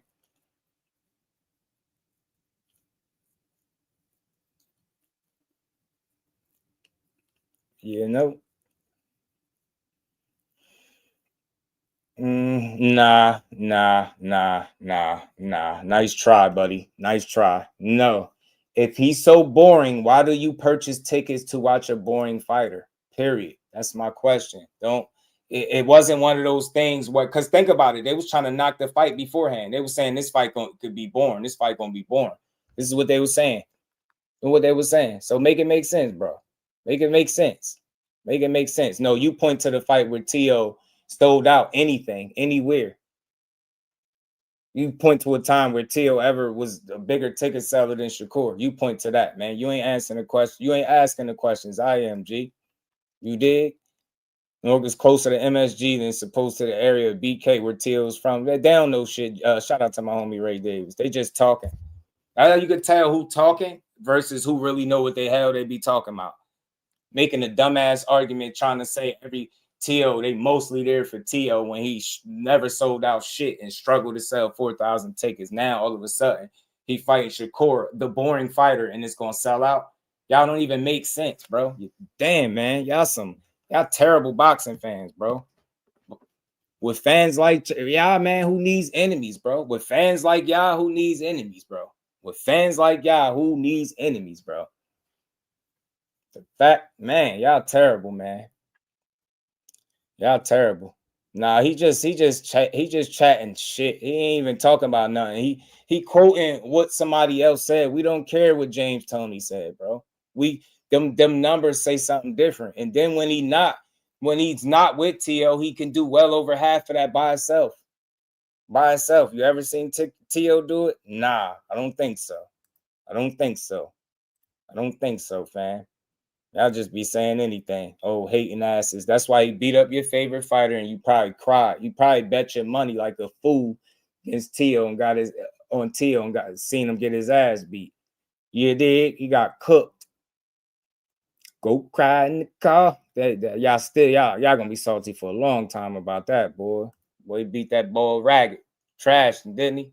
Kicked his ass. He and Jerry just be chatting about nothing. He's an old ass hater. You know what I'm saying? Old ass hater. Old ass hater. Old ass hater. You know what I'm saying? Old ass hater. That's about to get blocked. You know what I'm saying? Old ass hater. Old ass hater that don't know what he talking about. You know what I'm saying? The thing is, man, y'all talk all this fanboy shit, but can you refute? You can't refute the points. I'm trying to have a conversation with you, but you ignorant. You dumb. You can't refute what I'm saying. So you start saying dumb shit. That's typical clown behavior, bro. Come with some facts instead of somebody, you know what I mean? You know what I mean? Instead of with somebody eggplant in your mouth, bro. You know what I mean? Come in here with some facts. You want to talk, you want to have a conversation, come with some facts.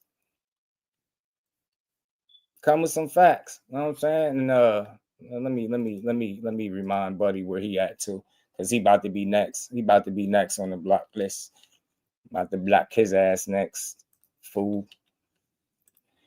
Boom, boom, boom, boom. Yeah, we still supporting them too. We still, I ain't blocking them yet. We still support them too. But the thing is, the facts are facts. See, the problem is y'all don't like facts. Y'all want people to, you want massage your talking points with more bullshit.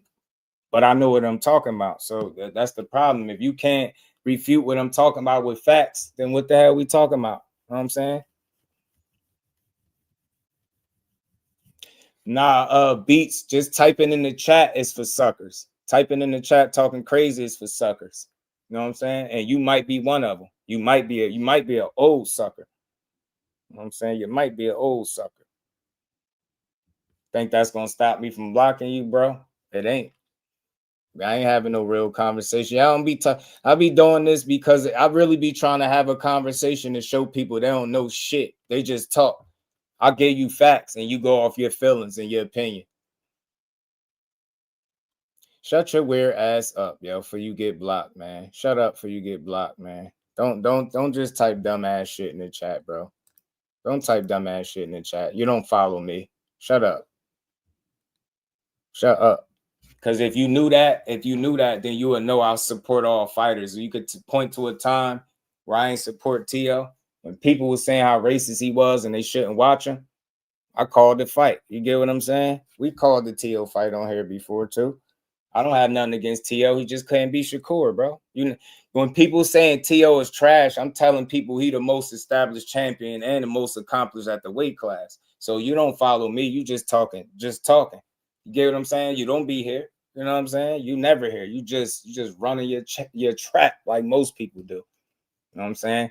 Nah, if you ain't got nothing to add, weirdo, then you gonna get blocked. Straight like that.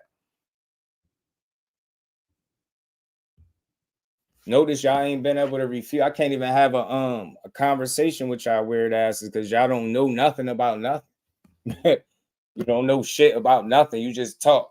Over here, ask anybody in the chat, do I support T.O.? Do I support boxing as a whole? Y'all just weird. Not supporting T.O. So me buying the pay-per-view is not supporting T.O. You see, because you about to, that's why I block, because you say dumb shit. That's supporting T.O. Dumbass. Calling his fights is supporting T.O. When people are calling him a racist and I'm up here saying I think he just misguided, What you call that? When everybody is throwing this man down the drain and saying people should ignore him and don't fight him, I'm saying Shakur should go beat his ass. Nah, ain't everything you said solid. You just talking. You another one. You just talking, and you definitely about to get blocked. You say some more dumb shit, but 100% fact. 100% fact. You stating your opinion. That ain't nothing you said solid. Nothing. I see all these corny. They over here being some little, Yeah, I'm telling you, bro. Feelings, no facts. That's why I spent this much time. You see, they don't refute nothing I say. They just argue dumb shit. So, like I said, let's get back to the conversation because they ain't even worth this much energy. I just be trying to prove a point how these dudes don't know nothing about nothing. They just be talking. You get what I'm saying? You know what I'm saying? You just start saying dumb shit. You know what I'm saying? He's a fanboy. You could read off. You can say Shakur 25-0 with 11 knockouts. They'd be like, you're a fanboy. You just stated a fact. Shout out to my dog, Emmanuel. You see that? Real supporters right here, G. Best objective boxing content creator on YouTube with a sprinkler and McQueen is a pleasure. That's my dog. You know it. Shout out to Emmanuel. Appreciate you. That's what I say. I ain't going to be everybody's cup of tea, but I hate when people tell me who I support. If I don't support somebody, I will say it. There's nothing that's going to happen. If I say I don't like T.O. and I don't support him, then I could say that. It's like people make it seem like it's some type of consequence for not liking somebody. But I chose to be like different. I don't have nothing against him. I think T.O. is a hell of a fighter, bro, but he just ain't better than certain guys.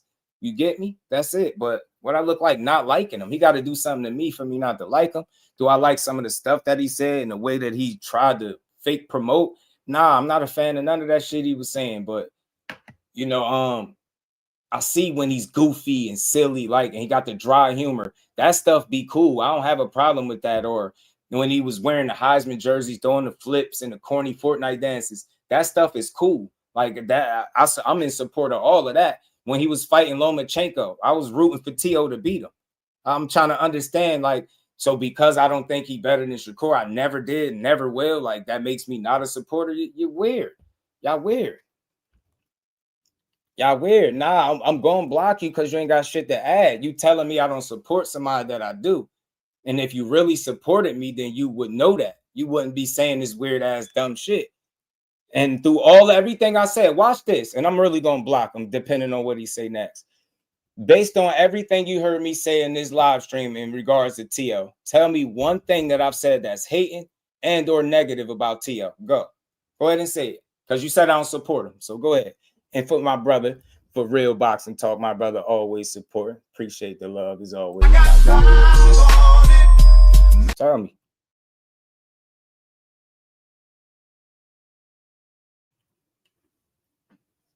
Nah, hoe ass old man. It ain't that. No, I'm saying I'm talking about T.O. You hoe ass dude, and you gonna get blocked just for being dumb or old ass goofy.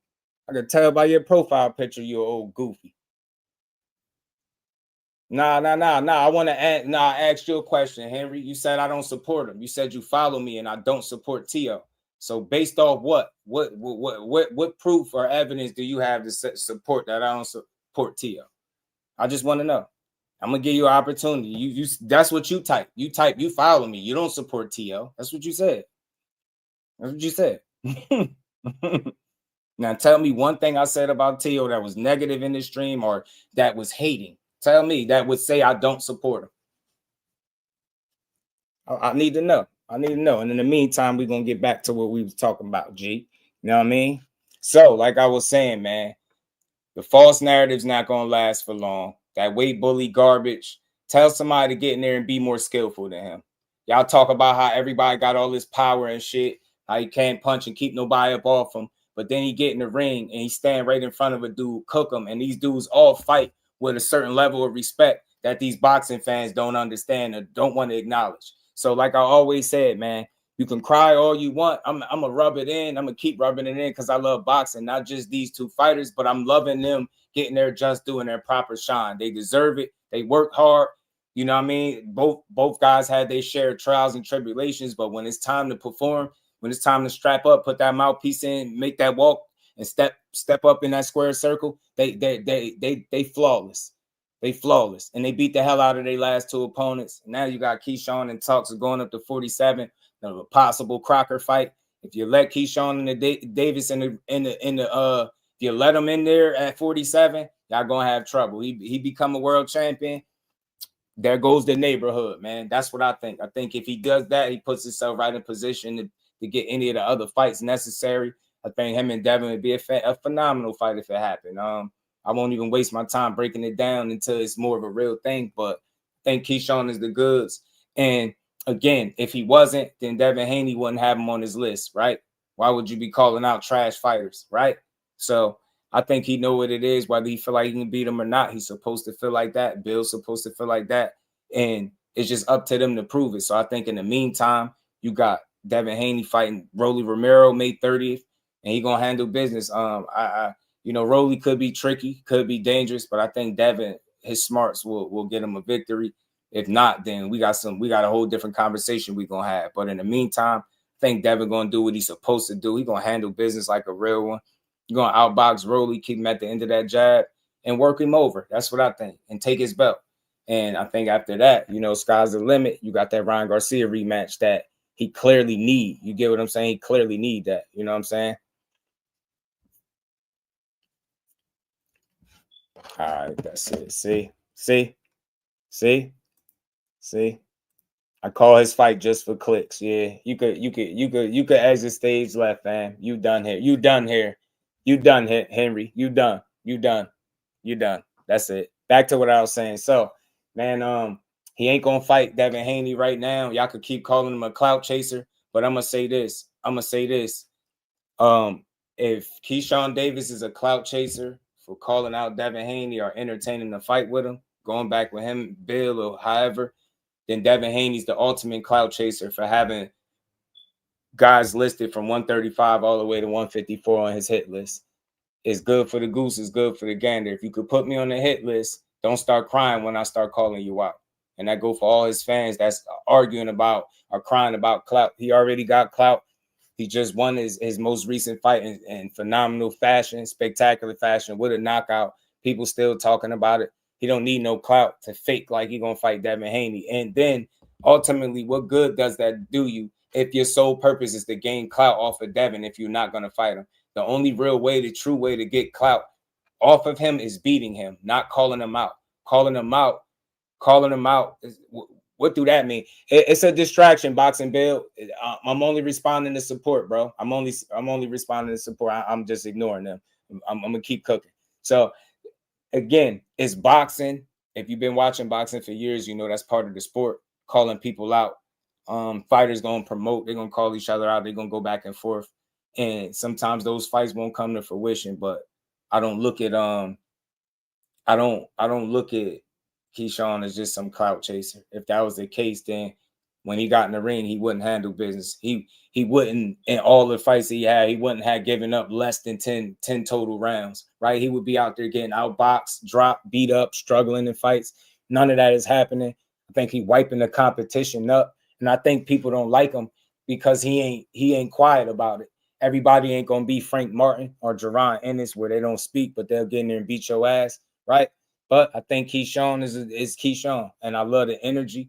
I think it's genuine. He a live wire, and you know, I'd rather him be himself than anybody else. So I appreciate the energy because I know when it's time to fight, he gonna do exactly that. He gonna fight his ass off. You know what I'm saying? And I argue he's on the list. Yeah, right. You put him on the list, so he is able to. And the thing is, at that point, is it clout chasing for you because you're not fighting him next? The whole thing is Devin doesn't need clout off no one fighter's name. Nobody never purchased the Devin Haney ticket because he called out anybody, right? They buy his tickets because they know they support him or they want to see him lose. It's either the two. But nobody's buying tickets because of who somebody's calling out. Nobody's going to purchase Keyshawn Davis tickets to his next fight because he went back and forth with Abdullah alone. That's not selling tickets alone. But it's bringing more awareness to your situation. People will probably say, oh, that's the dude that was going back and forth, or he be talking a lot. It's what they're supposed to do. My main thing is if you back it up, you can't cry about it. Back it up. I don't. If Keish, listen, I hear you, Damon. And that's a fact, right? Let me acknowledge what you're saying is a fact. Yes, he could have done that. That is an absolute fact. But you don't have to go through these channels. If that man really wanted to fight, they would negotiate and fight. You won't have to go through a sanctioning body. And again, when a certain somebody went to the sanctioning body, went to the WBC, Damon, nobody respected it and they dismissed it. So now Keyshawn Davis is supposed to turn around and do the same shit that Shakur did that didn't get him no fight. Think about that. Didn't Shakur go to the WBC? Wrote that letter, got the team to write the letter, and what happened? You see? So it's smoke and mirrors. Look, respectfully, I love the Haneys. I rock with them. I support them, but everything they do, I'm just not blinded by it. For me, from my experience, in my opinion, based on what I watch from them, when they want to fight you, they do. There ain't no ands, if, buts about it. They fight. You get me? Usually when you know a fight from the Haneys are not coming, they doing more social media stuff than anything else. And that's not bad because, again, it's promotion. It's keeping your name out there. But again, when it's a lot of social media back and forth, the fights be less likely to happen.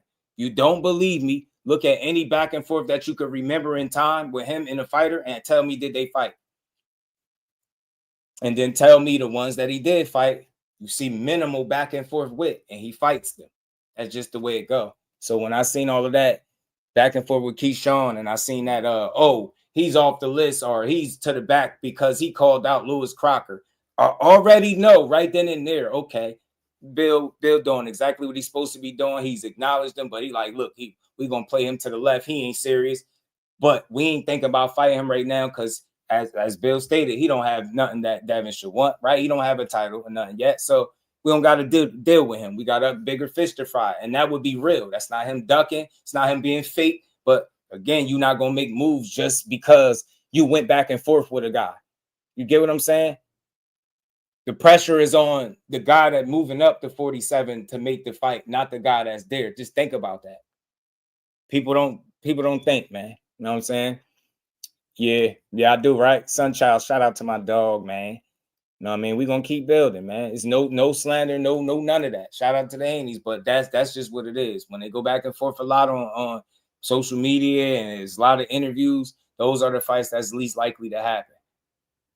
Especially when that's all you getting and it's not the teams talking, then you're not getting a fight. He's just doing what he's supposed to do, promoting and letting you know, at least from the public, look, we don't back down from a challenge. If you speak our name, we going, you get me? And I think that's what he do. Know what I mean?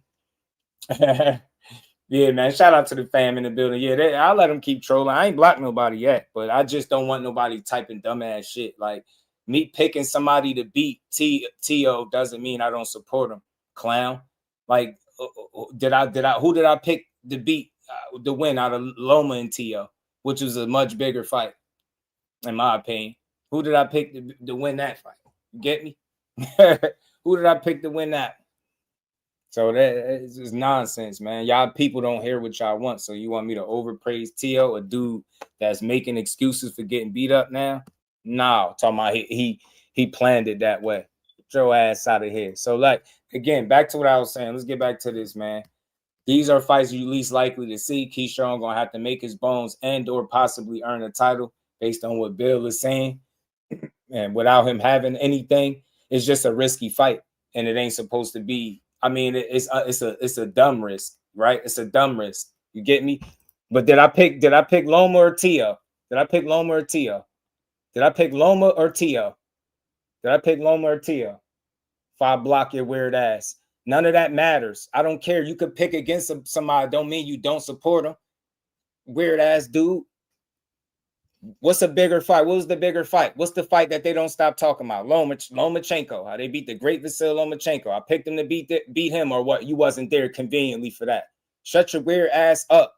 I don't got a dick ride T.O. like you. All right? If you want to come in the chat with T.O. dick in your mouth, then you can do that. But I'm not going to do it.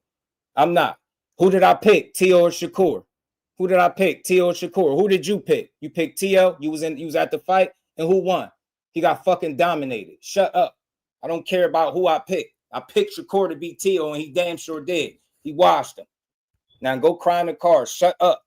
I don't got a dick ride T.O. You want his dick in your mouth? Keep it there. That's me and you different. Shut your ass up. Now listen to some boxing. Little dude, back to what I was saying, back to regular schedule programming. My bad. The Just Do rants will be going off randomly as I see fit through the stream.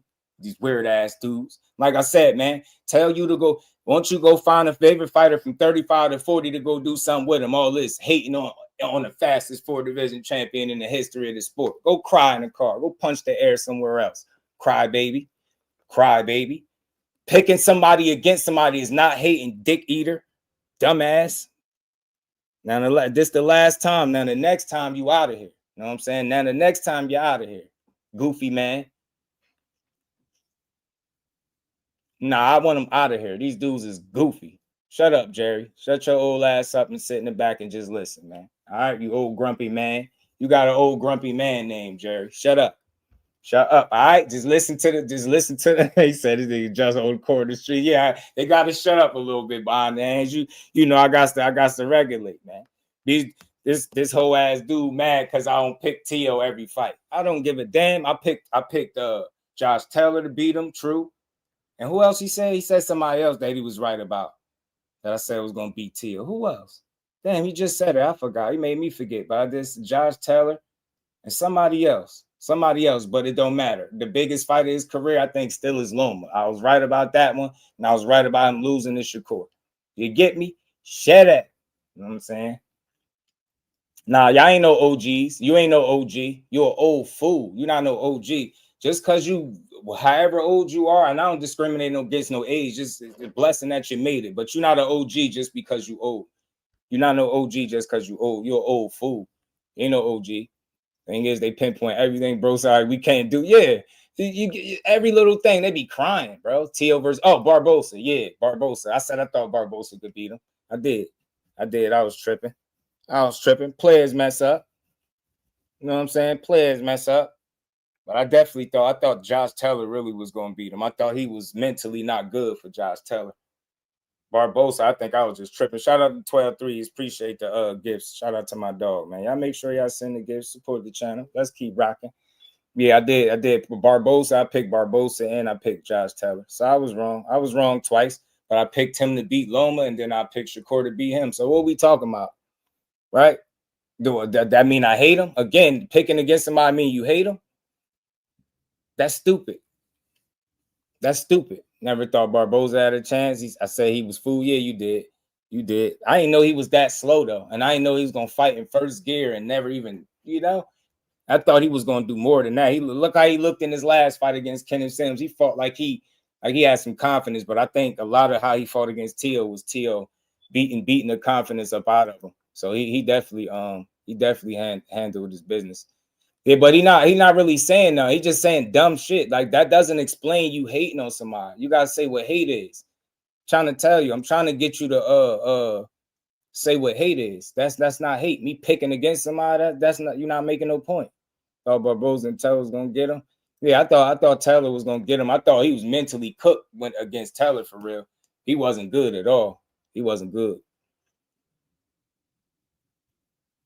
We got an old man. We got an AARP member in the chat. T.O. creative, yeah. Kenny Jr. too straightforward.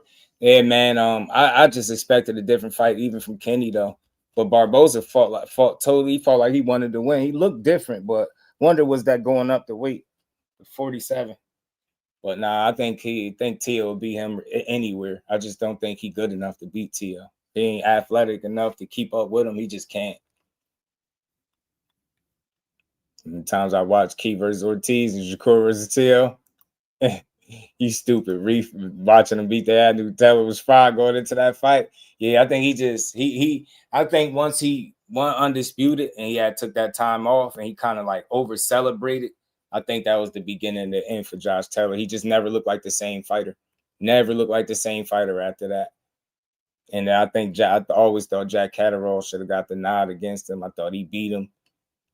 And just didn't work in his favor at all. He looked slow. He looked lost in there at times. And then T.O. was playing with him. He really styled on. He was styling on Barbosa, foot taps and shit. I was like, yeah, he acting crazy. Somebody just in the back. Did somebody just click the link? Who was that in the back? Somebody was just in the back? Or am I tripping? Tell him say too hard of a break. Yeah, I think so too. Shout out to my bro Mike Magic. What's good with it, bro? Yeah, Tio was feeling good. I think he took too long of a break too, and it's like he celebrated, and it's like undisputed. I guess it had to be no, it's in my community section. That's why I said that. Some people be knowing, but I think it was like the pinnacle of the sport for him. At least he did get undisputed right before he decided to kind of lose, I don't know, focus, if you will, right? You know what I mean? But once he over celebrated and came back, he just didn't look like the same dude.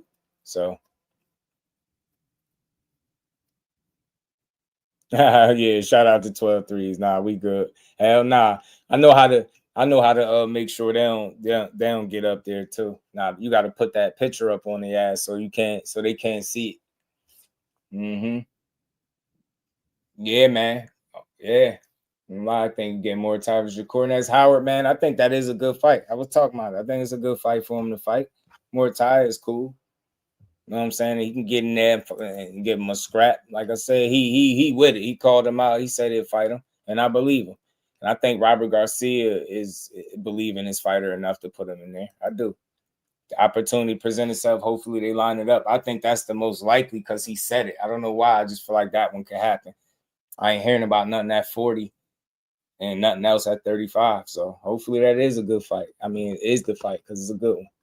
Super Bowl. Yeah, you get what I'm saying? That's what I'm saying. It was it. The NBA, the championship, right? That was it. That was like the pinnacle of the sport. And he was like, I did it all. And then it's like he still has some more in him, but shit ain't hit the same. Court, I think they're gonna put him in there with Zepeda. Let's see if they ordered that. I mean, they did order the fight. Let's see if they actually put it together. But we'll see, man. So like I said, y'all, core exposed. I think the fact that Ryan Garcia really didn't want no fight. We're not surprised. We're not surprised. And like I said, I'm hearing talks about him possibly fighting Teofimo. Shakur said he already had a fight lined up, and he probably do. So Ryan, I told you, some people just enjoy the promotion that come with these fights, even though they don't got to participate in them. You know what I mean? But you notice people are so loud and crying about him saying something about going to 47 years ago. They more mad about that than Ryan currently saying he was going to go to 44 and then 40. See what I'm saying? So at the end of the day, I just think he know that's a risky fight. If Shakur was easy, like he said, then he will fight him at 144. I'm not trying to hear it. He will stand on something that he said and just get him out the way. It'll be the best win on his career, right? The best win on his resume by far. So I don't think he wanted that fight. I don't think he ever wanted to fight. And we're not going. As a result, I'm not surprised we're not seeing it. But I think Shakur could do exactly what he's doing, focusing on the two weight classes and see if anybody gonna come get their issue, right? Y'all not gonna come get y'all issue. I don't want to hear nobody keep crying, bro. You know what I'm saying? About what he doing. Go fight him. You know what I'm saying? And let's keep rolling, bro. So y'all seen the reports about we was talking about this the last week with Boots and Xander. And now it's seeming like it's more of a real thing or more possibility. I had to throw the question mark in there for, just to be on the safer side. I ain't saying for sure, but he's saying Camp 24 underway. This fight need to happen. He looked like sitting up there looking like a Hispanic golden lord and shaped like hell. But this is a fight that need to happen. It should happen. I heard that Xander Zayas told his team behind the scenes this is the fight that he want. He want to fight Boots. So much respect to Xander. I know a lot of people was ready to write him off and say, man, I don't think he's going to take it. But from what I heard, they say he is behind the scenes telling his team actively that that's the fight that he want with Boots Ennis. And they saying that both sides are optimistic that a deal could be made. And I'm going to tell you, I thought I had a clip with one of them explaining that. But I'm going to tell you what else made me feel like that this is what's going on. Now, I could be wrong because, fighters is cryptic, especially Boots. They don't like to say shit. But saying a little bit sometimes is saying a lot, right? So you see Xander Zayas say Camp 24 underway, and then he got the boot. He got the boot right there. He got the boot right there. You know what I'm saying? I just noticed that just now. I swear I did not pay attention to the emoji. That's what it looked like. Is that the boot emoji? Boot smoke? Like what he's saying? Ghetto Fab, what it do? But this is what made me feel like on top of seeing this, then Boots respond with just this on his IG, and you know, my ninja, and he like, okay. So I said, hey man, I'm feeling like they try and get us to fight, child. I think shout out to Xander, man. That's why I be reserving judgment for trying to call these fighters ducks, because if you wait a while, the truth always comes out. I'm telling you. And they said this dude behind the scenes actively saying that that's the fight he want. And remember, I was asking the question in the last live stream when I was talking about Boots and Xander possibly fighting. I was saying, you know, which one of these dudes gonna want to fight Boots? Who gonna answer that bell? Like who gonna say, yo, I want to fight Boots? And I got my answer. Blaze, what it do? I got my answer. They said it's Xander. Xander is actively behind the scenes, pushing for this fight. And we know Boots. I believe in him. I always have. You get the young phenom an opportunity at 2 belts. I think he gonna take that shit. So I think we might got a good fight on the way. We might got a good fight on the way. Expect the Xander if he take Boots fight. Yeah. Behind the hands, they said he actively pushing for that joint. I'm like, I like, man. I like what you doing, G. I like what you're doing, man. I like it. So I mean, you know, this is I would guess that this is what's coming up. Hold on, let me I don't know whatever change they made to Instagram, but I know I don't like it at all. Not one bit. I do not like it, bro. So he said Camp 24 underway. Let me see.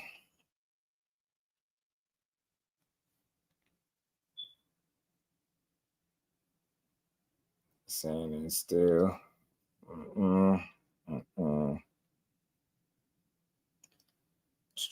Boots, no por favor, Xander. Boots. What the hell that mean? Boots and whoever puts me in front. What the hell? Man, is you fighting Boots or not, man? But I would assume, man, if you in camp, you gotta have somebody, but I don't know what he's trying to say with all this little subliminal stuff. But look, I just want to see fights, bro. I want to see fights, good ones too. Get a big fight announcement for real. Like right now, yeah, man, that'd be perfect, man. That'd be perfect, man. Take Josh Kelly to Dodge or Ortiz to go another way. Yeah, man. Yeah, I see some of his comment section ill will. It looked like they was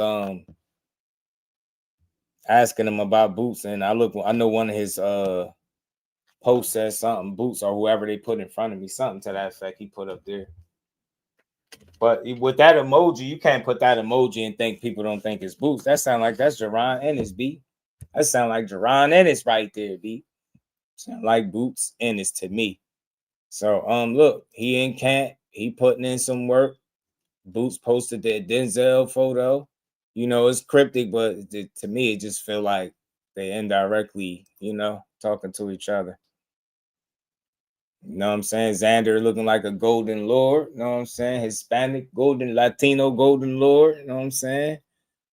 He in there working, and then you got Boots. A person who works with their hands is a laborer. A person who works with their hands and their brain is a craftsman. A person who works with their hands, their brain, and their heart is an artist. Be an artist.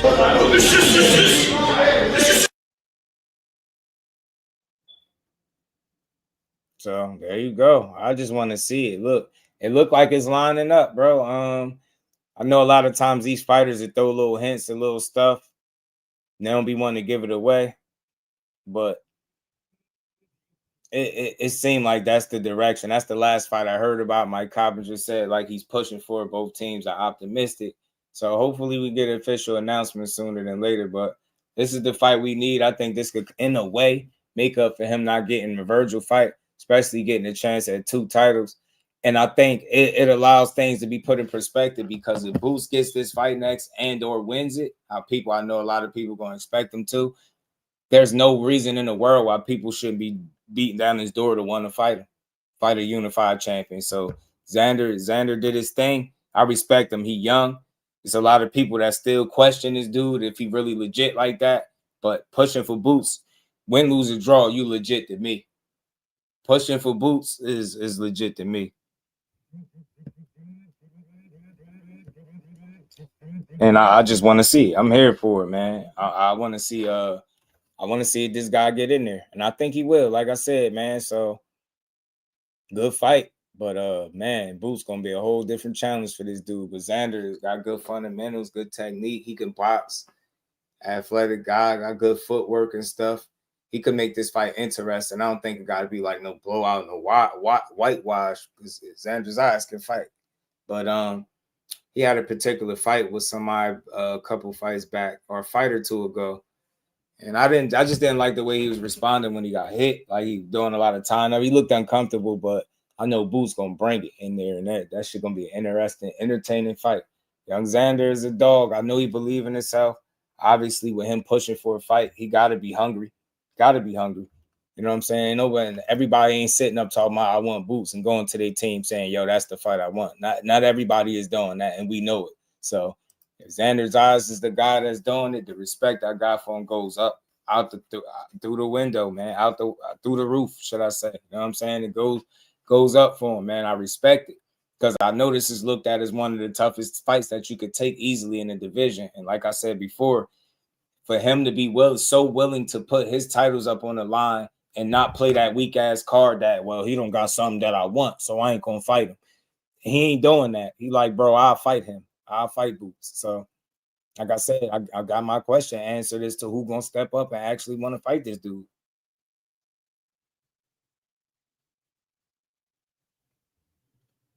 I think it speak volumes about his character, bro. So look, let's see it. I'm here for it, y'all. I'm here for it. Xander's becoming defensive since the comp got harder.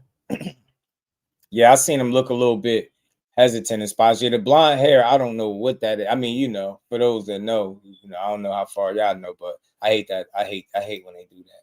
I never understood, like, out of all the things to do, why is that the go-to color?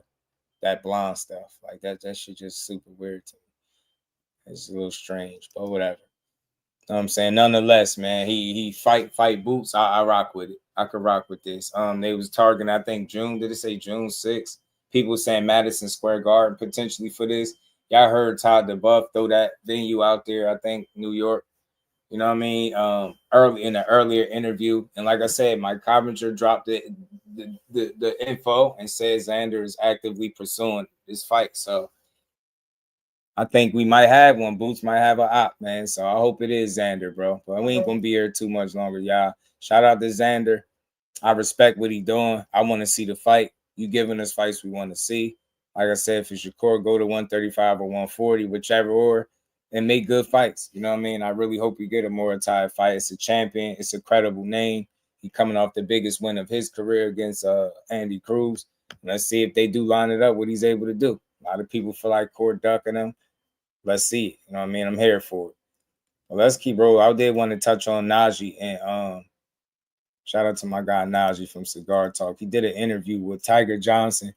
And Tiger Johnson, obviously has spoke. I guess this is the first interview I've seen from him since that situation happened. You know what I mean?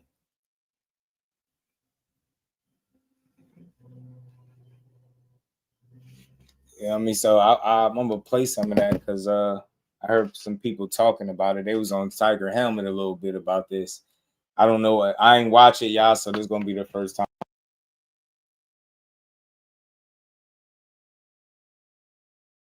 Not catch it live, but we still gonna review it, man. We're gonna get to it, man. Shout out to everybody in the building. Hit that like button, y'all.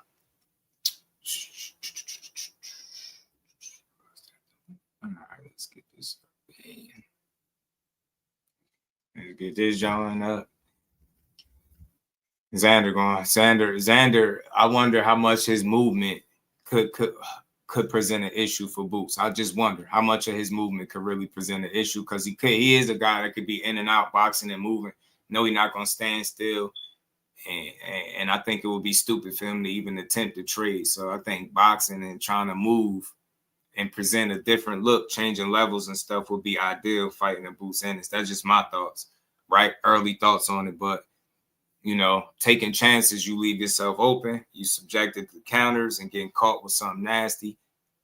Xander don't got no crazy game-changing power. I think Boots really is a dog. I think it'll show in their fight, but I hope that this is the one that's going next, man. I don't know where else Boots fights if he don't get this one. You know what I mean? If he don't get this one, Virgil Ortiz going to be on the sideline. He ain't fighting nobody, let alone Boots. So I just guess, you know, in boxing, you just got to keep it moving, bro. And I hope that, and I think this fight allows him to do exactly that. It allows Boots to keep it moving and not just stay stuck on one fight. And then, it's, like I said, in a strange way, it's kind of makes up for not getting Virgil. Because you fight a unified champion and the Virgil fight is still there whenever his legal issues is put to bed, right? So that's still a makeable fight, in my opinion. And then you got Top Rank dealing with the zone, right? So it seemed like now would be the time to pull the trigger on one of those fights. I think it would be an epic fail for boxing. I don't know exactly who to blame, but I'll just say all parties involved would be an epic fail. They don't get boxing one of those fights, and one of them is already off the table. So the only one left is Boots and what's his name? Boots and Zayas. And like I said, it sound more possible already because you ain't hearing a lot of like mixed messages. You hearing directly that the fighter want this. So a lot of times if that's the case, and they go into the team demanding it, they probably won't get in his way. Maybe they'll let him do it. Got Kelly in the UK. Yeah, they're going to hate that. They're going to trash him. That's the Red PR. You know, that's baseball classic. Said his bro said in comment, PIA tour there. Yeah, man. So look, that's Boots shit right there, LOL. I hope that's it, yo. I really do. But like I said, what else could that mean with Boots? You know, his little cryptic posting ass. He remind me of Earl with that. Earl. You know what I'm saying? Like, what else could he be talking about? You know, like at this time, like while he posting the camp underway. And then you see Boots, the video of Boots in the gym too. So I'm like, yeah, put him in the casket, y'all. Put him in the casket tour. Facts. Man, so look. It's a good one, man. It's a good one. As long as Xander doesn't try to walk down Boots, he got a chance. Yeah, he got a box, Ray. I'm with you. He got boxing. And we ain't never got a box again. Well. I already been getting these bet, but now it's time for you to get your just due. Yeah, if he don't box, he in trouble. He don't box, he in trouble big time. You know what I'm saying? He definitely got a box and change levels, presented different looks, and don't be a stationary target. You standing in front of Boots could always be dangerous, man. Yeah, shout out to Howard. Yeah, I think he could, you know. I think he's, you know, I just think the 54 could be the division where he gained the most respect throughout his career. I think 47 is behind him. Obviously now it's up to 54. And I think with the opportunities that could be there and the challenges that's there, I think it can solidify Boots in a way that a lot of us supporters of his want to see. Like, because you got to think, and I know y'all feeling like me. I know y'all tired of hearing Boots' hype. I know y'all tired of hearing it. I'm sick and tired of hearing that shit. I just think he's so far past and beyond that. But I do understand slightly, right, when you don't have those specific names that resonate with the people to kind of gauge what you really are as a talent. So, like I said, I think 47 is history now. He did what he was able to do there. Now he got another opportunity in the division that's deeper than the one that he just left. So, like I said, I think 54 is where Boots really make and solidify his name. And it's going to start with Xander Zayas. Respect to him. It's a good fight. What I don't know, call it 50-50 on paper. I don't know, but whatever. I want to see it. Good fight. Good style clash. Good matchup. You got two hungry young fighters. Xander's one of the youngest champions in the game. He want to prove himself. Obviously, stepping up to Boots, so you gotta want to prove yourself. So let's see it, man. What more could we say? Come on, boxing, let's deliver. They fumbled the Virgil situation, and this will make up for it for sure. And like I said, it allows Boots to move the needle in a big way and all in one fight. If you're able to capture 2 belts, now you 50% there. Get what I'm saying, y'all? Get what I'm saying? So, and then look, you got Fundora. Then Fundora say he'll fight Boots. If he beat Keith, ain't that the other belts? I'm just saying, bro.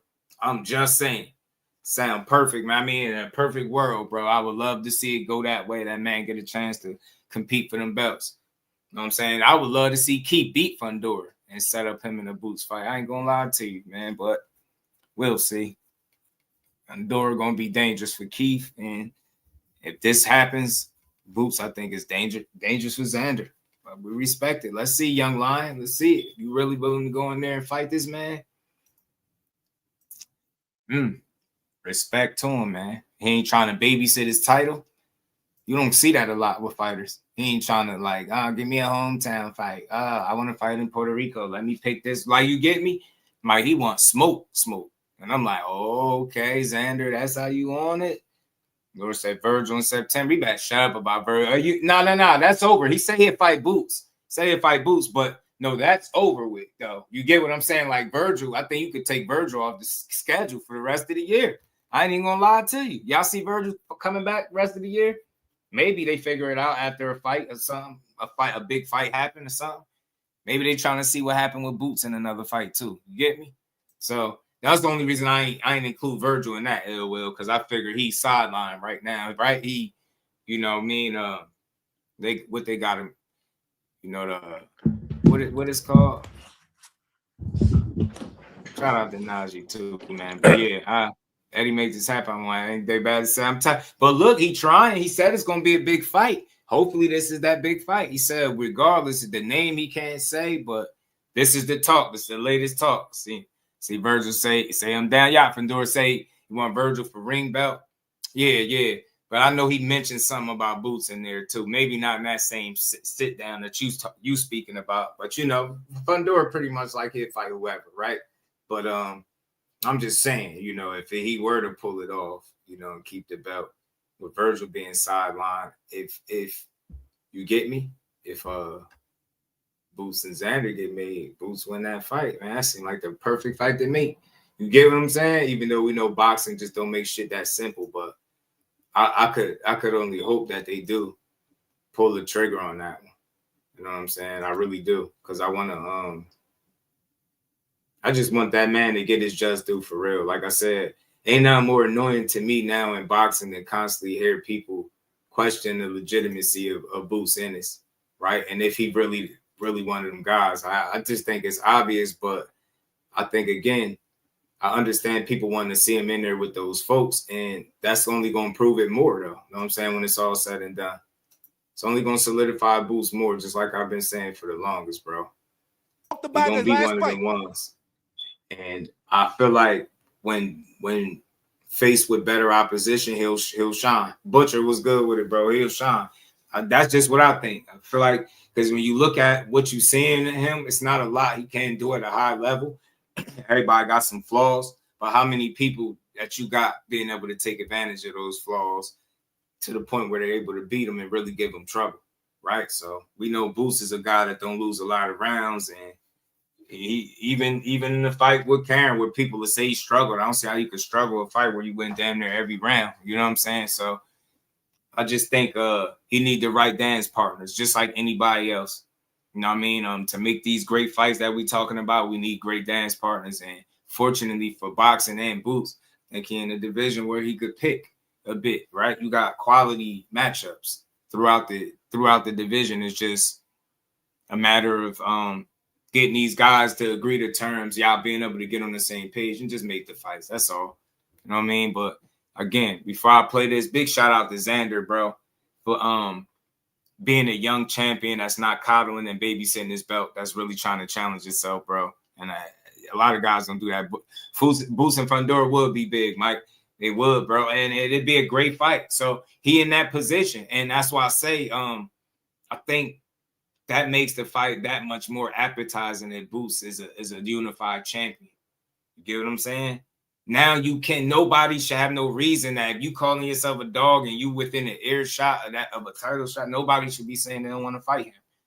That should attract them. It's like bees to honey, right? Like those two titles would be like honey, and the rest of the division at 54 is the bees, man. Go get that honey, man. He got two, you know what I mean? He got two pots of honey. The pots of honey being the damn belts, bro. Go get y'all's. You know what I'm saying? Y'all should want to fight. Shouldn't be no more, overpricing yourself and pricing yourself. It shouldn't be no more of that. It should be y'all coming to the table and making fights with a guy that a lot of y'all would want the boxing world to believe that y'all not scared of and that y'all can beat. So it's no better way to prove that than to take advantage of this shot when you get it and show us. I don't want each single person to jump. I know you. I believe him too, yo. I really do. I believe him, Fate. Let's get to it. Shout out to Najee from Cigar Talk. I hit that like over there from my boy. Let's listen to some. What's up, my boy? It was good. Chilling, man. How you? Yo, I'm smooth, man. Yo, listen, I'm glad we finally getting a chance to do this. I feel like we was trying to put something together for the longest time, and I'm glad we finally get a chance to do this. We're gonna have to really do the in-person sit down, though. No, I'm already knowing. Hell yeah. We were supposed to do it last time we was here, man. I know, man. It's like I feel like every time we try to do it, something come up or some shit going on. Like it been crazy, man. First of all, how you been, man? Talk to me, man. How are you? Like the person, not the boxer, the person. Shit, I'm Gucci, man. You know what I'm saying? I can't call it, man. You know, staying busy, man. Staying in shape. All right. Some big news has hit the airwaves, the boxing waves. They said Top Rank has announced that they have now a TV deal, a long-standing TV deal with DAZN. When you heard that news, what was your thoughts? How did you feel when you heard that news? Shit, I was excited. Shit. I'm like, shit, hell yeah. Do you feel like, I mean, because you've been on Top Rank, right? So you've been there when it was ESPN. Did you have like, do you got a preference? Are you like, man, I would have rather been on ESPN or I'd rather be on Top Rank? I mean, I'd rather, you kind of like, it is what it is. No, I mean, I feel like by us going with DAZN, that's where everybody at. So I feel like we all in the same room now. So I think a lot of fights is gonna be easy to make now since we all on the same side of the platforms. You know what I mean? It's like, yeah, I agree, because I feel like the networks kind of get it. You know, the networks make fights harder to make when it's like cross networks. So now that everybody under one roof, damn near, I feel like we should be able to get them fights, bro. Yeah. So I think said that before. They should. Top Rank on DAZN and Golden Boy been there, bro. Come on, what we doing? Like all these fights. Think about it. That's both of the big fights for Boost. That's both Virgil with Golden Boy. That's already over there, and then you got Xander Zayas with Top Rank. There's no excuse for the fights not being put together now. It's less of a side of the street excuse. I don't want to hear it, and I know nobody else do. Make the fights, bro. Tiger versus B Norman wouldn't be bad, Sonny. Blunt Sports, my dog, man. Yeah, it's me, man. What's good, Brody? How you feeling? That's key, bro. there's gonna be a lot of good fights to be made with all the with all the promotions being together. Okay. What did you know that they was gonna go to DAZN? Like, did the DAZN people tell you, like, yo, Tiger, this is what we about to do? Or did you find out like how we found out? Shit, I found out the same day y'all found out. We all was just like, you know what I mean? I actually like I was guessing that we was gonna go back to ESPN, but shit, I was just as surprised as everybody else. Well, how was it though for you fighting on it? Because they had you, Top Rank, they kept their guys busy, even though y'all was, y'all didn't have the TV deal. You fought on Pro Box on your last card. How was that? Like, you know what I'm saying? Like fighting on another card, does that change anything, or it's kind of like same shit? I mean, to be honest, it was kind of like it was more like a chip on my shoulder for like how everybody was like downing me for fighting Flash. Like they were saying that I was gonna lose. You know, it was like it was a lot of negative comments being made towards me when that fight got announced. I was excited. You know what I'm saying? We fight for the NABO. And when I got the call and it was like, yo, you gonna fight Flash for the for the NABO and shit. I was excited. I'm like, hell yeah, you feel me? But I started seeing like the whole world was damn near against me type shit. You feel me? So I'm like, damn, like where this shit coming? We wasn't, Tiger. That's because people be having feelings, man. They be having allegiances to fighters where they almost make the opposition their opposition, and it's weird. Anybody was rooting against Tiger for the Nicholas Flowers fight, I get it, but I don't, right? Like I get Flowers to fight a bit, but Tiger, I definitely believe in his skill set and talent. He showed it. Y'all remember that's the day I made that rumor up. I said, yeah, Tiger must have gotten an argument with his girl or something right before this fight, bro. Took it out on Nicholas Flowers. and said Nicholas Flowers must have talked about his dead folk or something, bro. Must have talked about his mom, your mom joke. Like he said something to Tiger, because ain't no way that man was out there putting the hands, feet, fingers, and toes on him like that. I was like, yeah, I'm just gonna put that rumor out. I'm just gonna assume that he talked about his mom or something. I'm just gonna say that. Yeah, he said his girl or something. He did something wild. The Tiger got in there, bro, and started beating Buddy ass, man. That was one of the sharpest, I think the sharpest performance I seen from him. Power was there, everything was there. He beat the hell out of Nicholas Flowers that day, man. That was bad, man.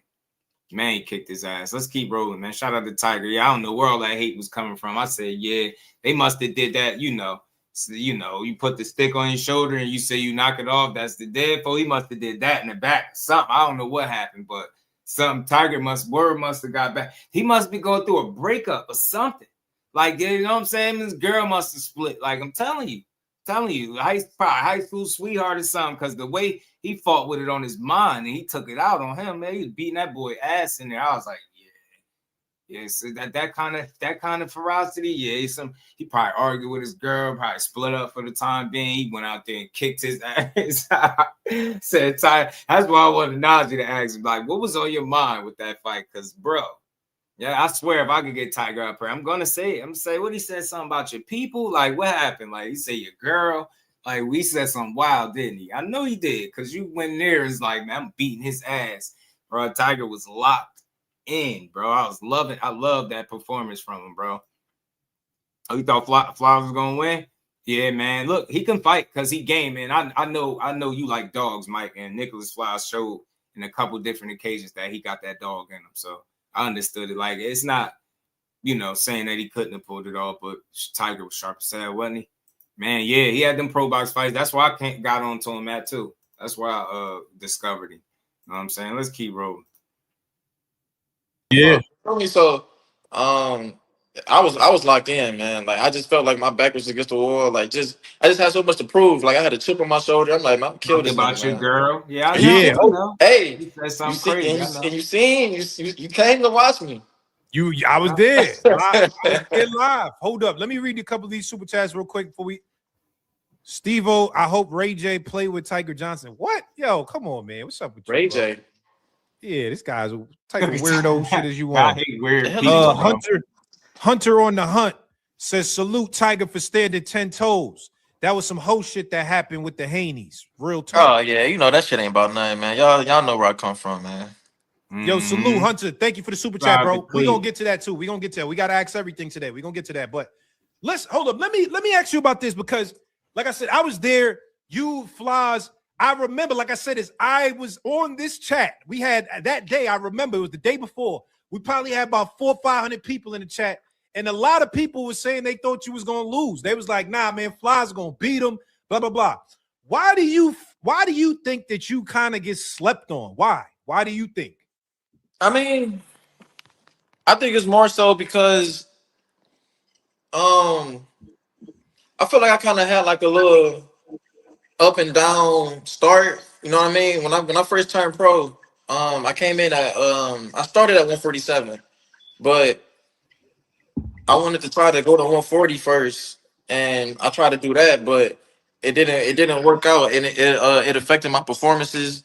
I wasn't consistent with my performances. You know what I mean? And right. That's true. A lot of people couldn't see how good I was, or that's true. That was one of the biggest critiques. People were saying you see the talent and the flashes, but like they need to see him be more consistent with the performance. I remember one fight, couple fights back, the trainer was getting on his ass, and I know just seeing how he performed now with being up at 47, it made me feel like everything that like he was being told to do, and the reason he wasn't doing it is because I don't know if he was capable of, man. Like he probably was having tough weight cuts. You get what I'm saying? And that's why a lot of times when guys allow their bodies to breathe and they really talented, you see it immediately. And I think that's why everybody's like, oh shit, what's this? Where this Tiger been? At 140, killing himself probably. You know what I'm saying? So, and I get it's not people, fans are strange. They say it's about like, you know, trying to, I don't know, cause you scary. And I don't think it'd be the case. I think dudes be trying to maximize on the weight classes that they're able to perform at, get the experience, and gradually keep going up. And sometimes those plans don't work out, but you see, like once he finally made that step up, it made all the sense in the world, right? See, so what's good with it, bro? It made all the sense in the world for him to go up and get that smoke at 47. Now he in a position where he can make some fights and don't got to worry about his performances being compromised by tough weight cuts. Because you hate to see that, but it's a real thing. But fans ain't gonna really give you no leeway on that, right? They're gonna say, "Oh, you should have went up." So I'm glad he did. So this don't have to be a reason no more. See the potential, so I could get why a lot of people, had they doubt. You know what I mean? But at the end of the day, like, you know what I'm saying? Like, I get better and better each fight. Niggas seen what I did my last fight. You feel me? You know what I'm saying? But I just had to prove to everybody, like, you know what I'm saying? I'm like, nigga, I'm at 47 now. Like, y'all about to see a whole different version of me. Like, y'all about to see a whole different, comfortability. I'm gonna be a lot stronger. Y'all gonna see everything. You know what I mean? So, and that's what I showed last Sunday. And real quick, that's what you seen from him. I like when fighters say things and you actually see it. You hear that a lot. I'm gonna be bigger, faster, stronger, this and that. But you see that with him. He always has speed, so he looked every bit as fast, but he looked stronger. He looked more fluid, right? More efficient. Just put forth a much more complete performance. He had answers. Like, this is the kind of performance that his coach was looking for a couple fights ago, right? And I know he switched trainers, but he had no drop off in his performance. Like, he looked better than he ever did, I think. So that's what he's capable of, I think, at his absolute best. And at this weight class, like I said, where you ain't got to kill yourself, I think we got a much better chance of seeing consistent performances like this. They ain't all got to be knockouts, right? But I think he's capable of putting forth more outcomes like this, man. I think he could beat guys' ass because he got it. Got the talent, skills, speed, got good power, good punch selection, right? He defensively sound. He got pedigree. He's well schooled, right? He seems coachable as well, and he subtly improves from fight to fight. That's what kind of fighter you want. So I like Tiger, man. I like where he at right now. I agree with you. I feel like you have had some up and down performances, even though you were getting the wins, but there was some performances just, the expectations of you are high, right? People are like, yo, this guy's, you want to see him dominate. So there was some performances that I feel like you had that was like, it was okay, but we felt like your level could have been higher. When you're at 140, what's the difference for you between 140 and 147? What's the difference in the way that you feel? Well, and if for the people that kept up with me, like everybody know that I was a welterweight 152 in amateurs. Like I've been at 152 since 2018. So I haven't seen 140 since 2018. So when I turned pro and tried to make that I try to go down to 140 and see if I could, just what I'm saying, just to see what I could do and shit. It didn't go out. It didn't go as planned. You feel me? So I'm like, do you feel weak or something? Like, is it like your body feels weaker trying to cut down the weight like that? Man, it was bad, man. Like, it just got worse and worse as time went on. Because as I was getting to 140, I was doing catch weights, fighting 44, 43. So by the time it was time to get to 140, like, it was bad, man. Like, I was like, hell no. Like, my last fight at 40, I'm like, man, that's it. I'm going back up. You know what I mean? And it was I got a lot more comfortable. I got my power back. I was, what I'm saying, my body just felt great. You feel me? Like everything I needed is I'm a 47 pounder, man. That's where I'm at. You know what I mean? You feel comfortable at 47, or you still got yeah, for sure. If he turns pro at 47 now, you will be respected and comfortable by now. Yeah, I think he'd possibly be further along. Yeah, I hear him. He just wanted to see what he can do down there. He tried, see how it worked out for him. It was too tough.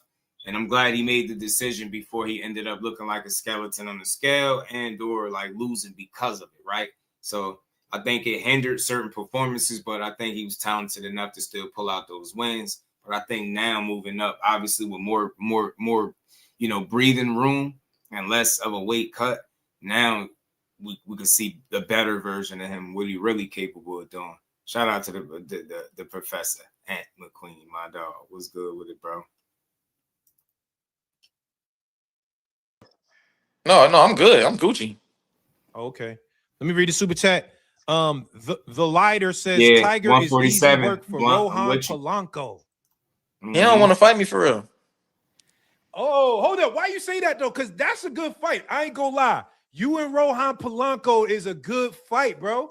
Najee. Yeah, it would be. Yeah. I would do him bad, bro. Yeah, you would do it bad. But Tiger, he I would do him bad, too, bro. Rohan got some skills too, though. No, he can fight. I give him that, but look who he look how he look against the niggas he's fighting. He's fighting niggas that's coming to lay down, bro. Yeah. Like, come on, man. Like, who can't see that? He could fight. I like Polanco. Do you feel like that's a fight that is on the horizon? Because y'all are two guys, y'all are in similar positions where it's like y'all are contenders that both want belts. Do you think that that's a possibility that y'all could get it on as contenders, or you feel like that's a fight y'all both got to get belts for that to happen? I mean, I've been said I wanted to fight him. You know what I mean? So, I mean, whether if we gonna have a contender fight or, you know, fight for a vacant or whatever the hell, you know what I'm saying, shit is lined up for, I've been said I wanted to fight. You know what I mean? So I don't know. But why they keep acting like they be trying to say you ducking them? I see people saying that too. I don't know why they saying that. And, you know, Polanco, him and his team, they put out a false narrative saying they sent me a contract. Nigga, I did an interview with Mill City. We called his manager. He didn't answer. And I'm pretty sure he was watching the interview. We called that nigga like 5 times. He didn't answer. They never sent nothing, man. They just, like, they damn near looking for clout or some shit. I don't know. Hold on, they said they sent you a contract? They said they sent you a contract? Yeah, in the interview, well, that's what Mill City said. You feel me? He said supposedly he talked to his team and they said they sent me a contract. Man, fuck out of here, nigga. I don't duck no word. Yeah. I'm telling you, it'd be a lot of misinformation out there and people putting out false narratives, bro. Like trying to make it seem like they fighters scarier than what they are.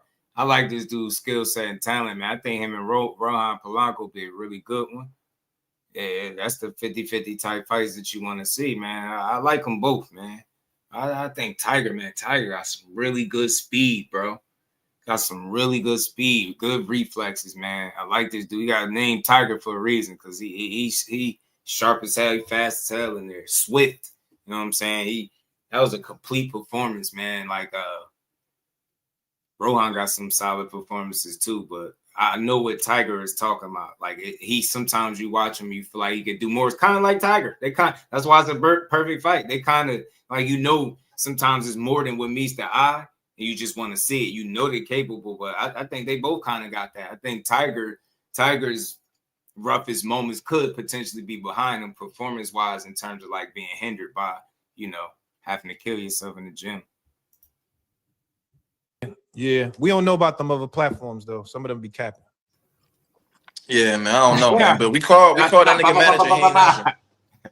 Okay, all right. Salute for the super chat. Matt Borges said, I wish you could fight for a title now, but given the current climate at welterweight, I'd love to see you fight Polanco or Karen. I don't know how to pronounce the last. Chukazazian. Yeah, you know Karen. Oh yeah, the Karen dude, yeah. He fought Boots. What you think about Karen? Yeah. He can fight. Yeah, that's the Russian dude, right? Or like he from Kazakhstan or something like that. Yeah, one of those stands. Yeah, he a tough dude. Yeah, one of them stands. Najee crazy. Okay, salute Felix Nunez. What you feel you need to do to put yourself in dev fight? Dang. Oh, in a dev fight? Yeah. Climb the rankings. You know what I mean? Just pretty much just climb the rankings and shit. You know what I mean? He already a world champion, so I just gotta keep winning, man, and get myself up there. You know how this shit go. Nah, for sure. Tiger said on Broadway Joel's show that he won't fight Rohan because he doesn't have enough followers. Because he doesn't have enough followers?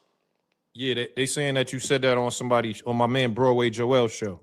I didn't say I won't fight him because he don't have enough followers. I just mentioned he don't have enough followers. Like he don't have a lot of. I just mentioned he don't have a lot of followers. You know what I mean? I never said no to the fight. Right. Yeah, people got. You know what I mean? I never said no. I won't fight him. I've been said I wanted to fight him. Why? Like, I'm telling you, yo, I don't think, I think all this scary stuff is come from these new fans because they soft in real life. That's why they think that way.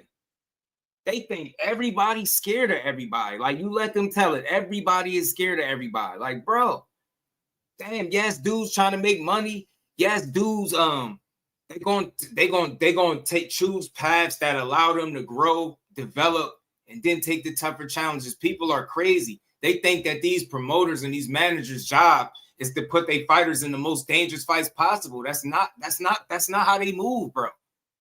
That's why people move it so they get developed, built, and you start putting them in them fights when you feel like they're ready. But every fight can't be a killer either. That's why I'm past all the whining about resumes. If you clearly like just fighting lower tier guys repeatedly and you just like that's what you on, then yeah, we can call it out. But the reality is we complain too much about the growth and the development of these fighters. How are they gonna get built if we don't allow them to get the experience? We always talk about, man, he ain't fighting nobody. Dude be 3-0. The man been pro for 9 months, and you talking about he ain't fighting nobody. Like, bro, shut up. Just shut up and sit down and enjoy. They have to be built, developed, and groomed. Yes, all of them.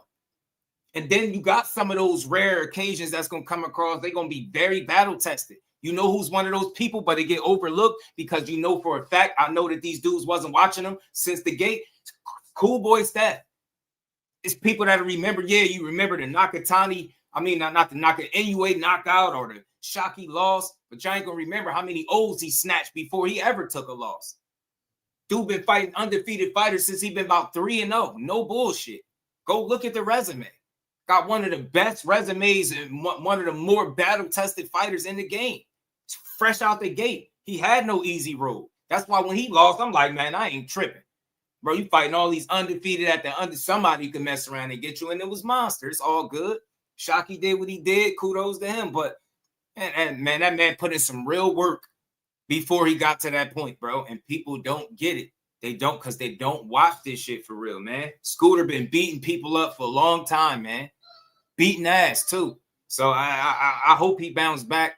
I hope he, make the proper adjustments so he could, keep his weight in check and start beating these dudes' ass, man. I'm still rooting for that dude. Still rooting for him. Shout out to my dog, Blunt. You get me? They got to build these guys. We be mad as hell. He ain't fighting nobody. 5-0. He ain't fighting nobody. See, he talking like this, though. They got to promote themselves because we know the promoters, they going to promote them when it's time to fight. But it's up for them to keep their names in the public. And how do you do it? How they do it is up to them. I don't mind some call-outs. I don't mind some trash talking. I don't mind a little bit of back and forth as long as I know when you fight, you're going to beat ass. I don't care. I want to be entertained. I want to know who wants to fight. This shit is regular. This is pop, box, and go. Shit talking and ass beating. That's what I want to see. Remember Tiger on the USA men's team. You respect how they're built. You'll understand facts. You understand what I'm saying behind the hands? They don't get it, bro.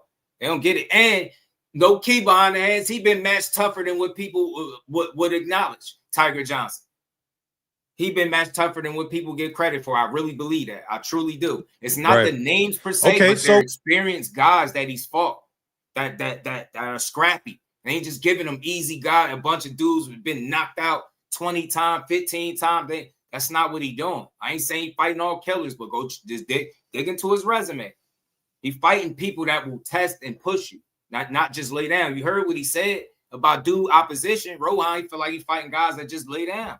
And when you don't, your fights don't look as good as some of the other prospects coming up. And you added the fact that you probably killing yourself at the weight class and you should be up. Now you got a problem. Then as soon as you go up, you almost like you've seen a different fighter. It's not a different fighter. It's the better version of that fighter. Possibly the best version of that fighter because he's closer to where he need to be at. That's what you see with Tiger. Let's keep rolling, man.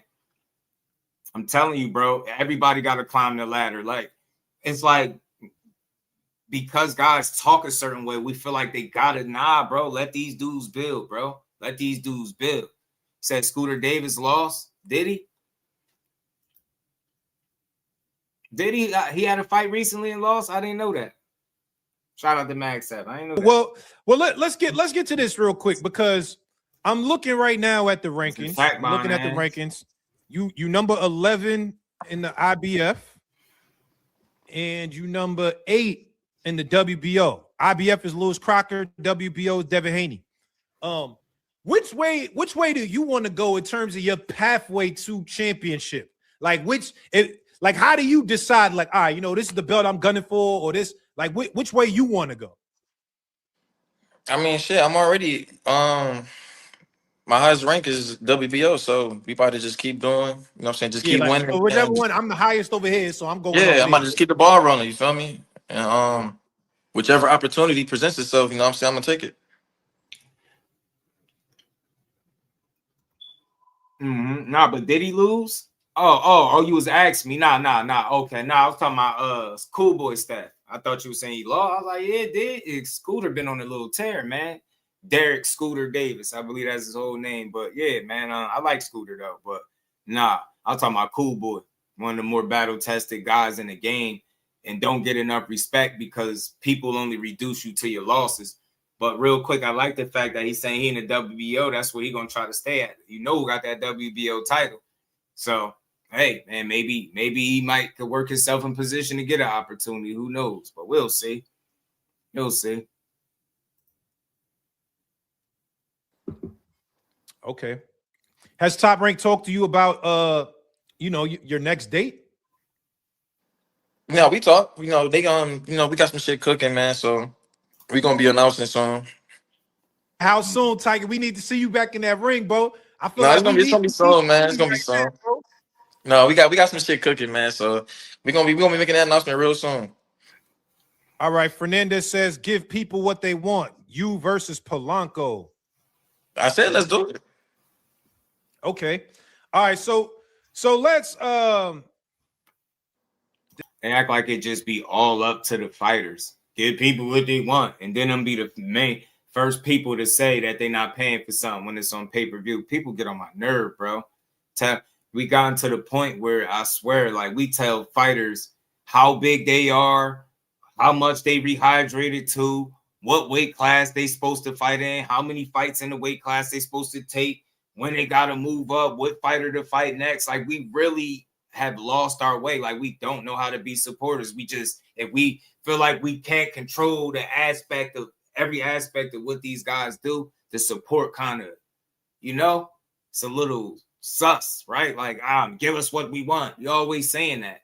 Then you whole time you got dudes beating asses, selling out venues, less than 15 fights, cooking dudes, beating ass, dancing, knocking dudes out, and you still complaining. So it's like, bro, nah, do what's best for you in your career, fighters. All of y'all do what's best for you in your career, not what's best for a couple of naysayers online screaming about what you're supposed to do. You know what I'm saying? Shout out to Damon. Yeah, man, that'd be a good one. I hope him and Dev could fight. I swear I want to see that fight just because of the situation alone. Shout out to Vince, man. What's good with it? Pooh the kid, my dog, was good with it, bro. How you feeling?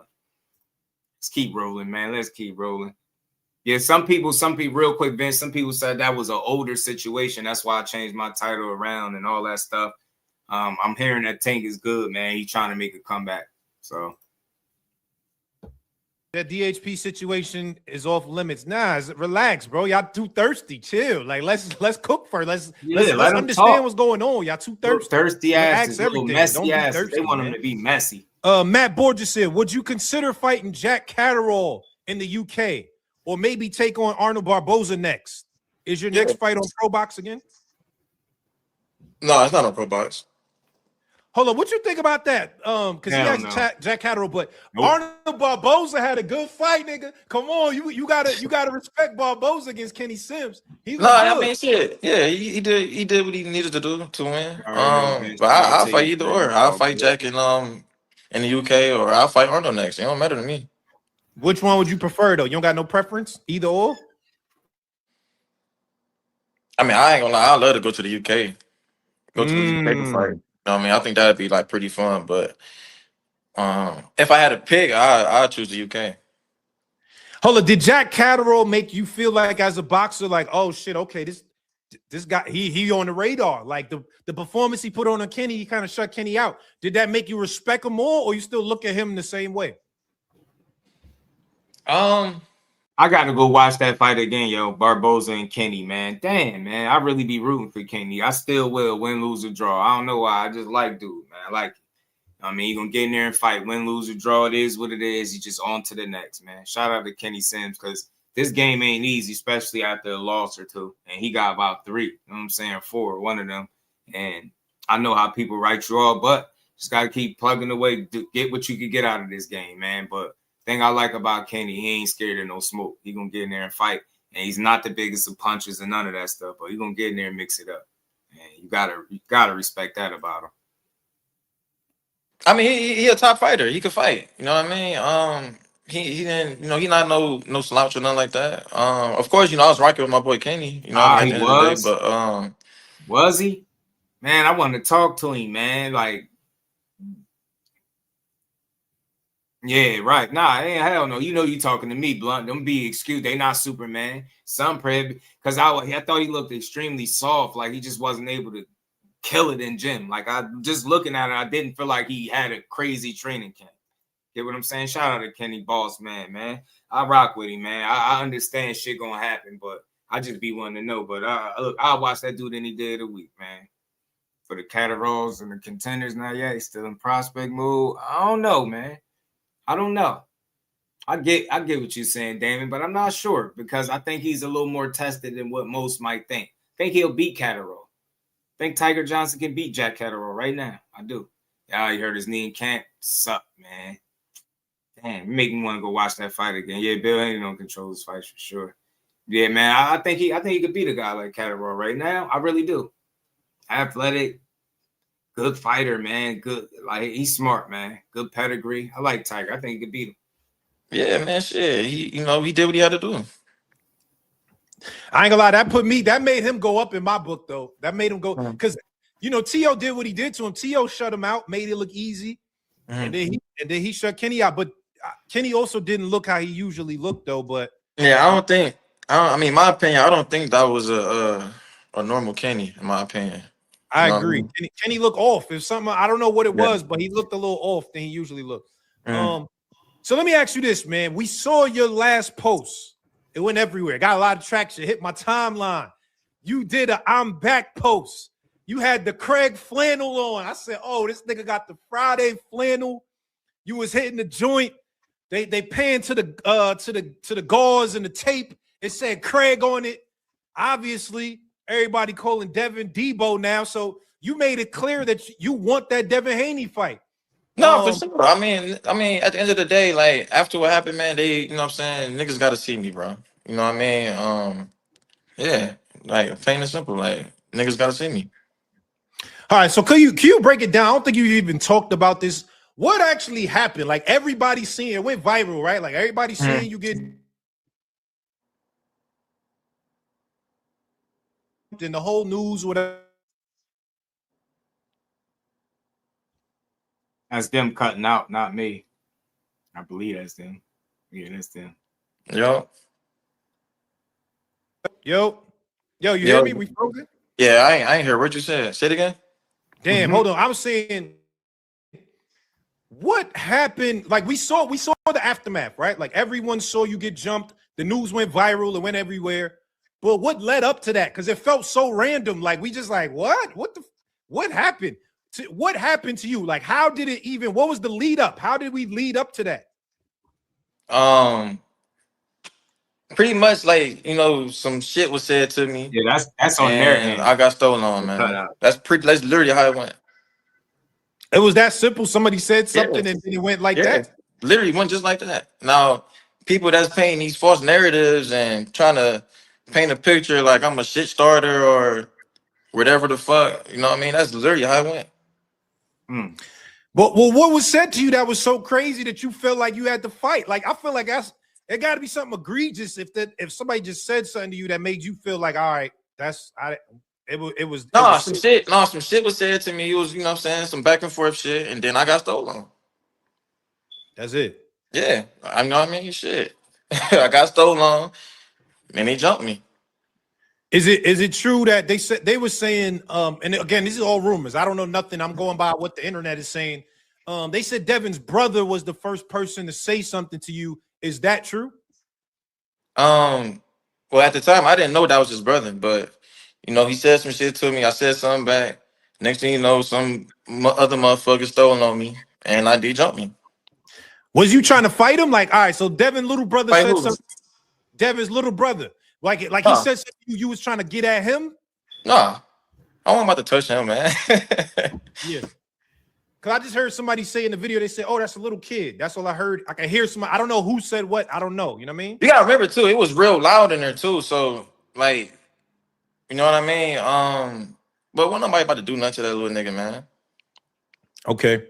Hold up. So all right. So put it like this, right? It escalates. Niggas is jumping you. That's the first part of what happened. Right. At this point, do you know these people are Devin's people, or you don't even know who these people are? No. I don't know who. No, I don't know them. So it's just like these are random guys. Like these are just random guys at this point. Yeah. So all right, when did you know? Because there was a part in the video where Bill grabs you. It seemed like Bill was trying to de-escalate the situation. I see Bill grabbing you. That's what it looked like. It seemed like Bill was trying to grab you out of there. You saying no? What was that? I mean, at the end of the day, man. Right. I feel like at the end of the day, if niggas wanted to fight, we could have just shot the fair ones at the end of the day. You know what I'm saying? I got stolen on, you feel me? So we could have just shot the fair ones and kept it moving, you feel me? Now this jumping shit, you know, it is what it is, man. I come from that, you feel me? Like that shit ain't about nothing, you feel me? But at the end of the day, niggas could have just shot the fair ones and kept it moving, you feel me? Like it was no need for niggas to jump me.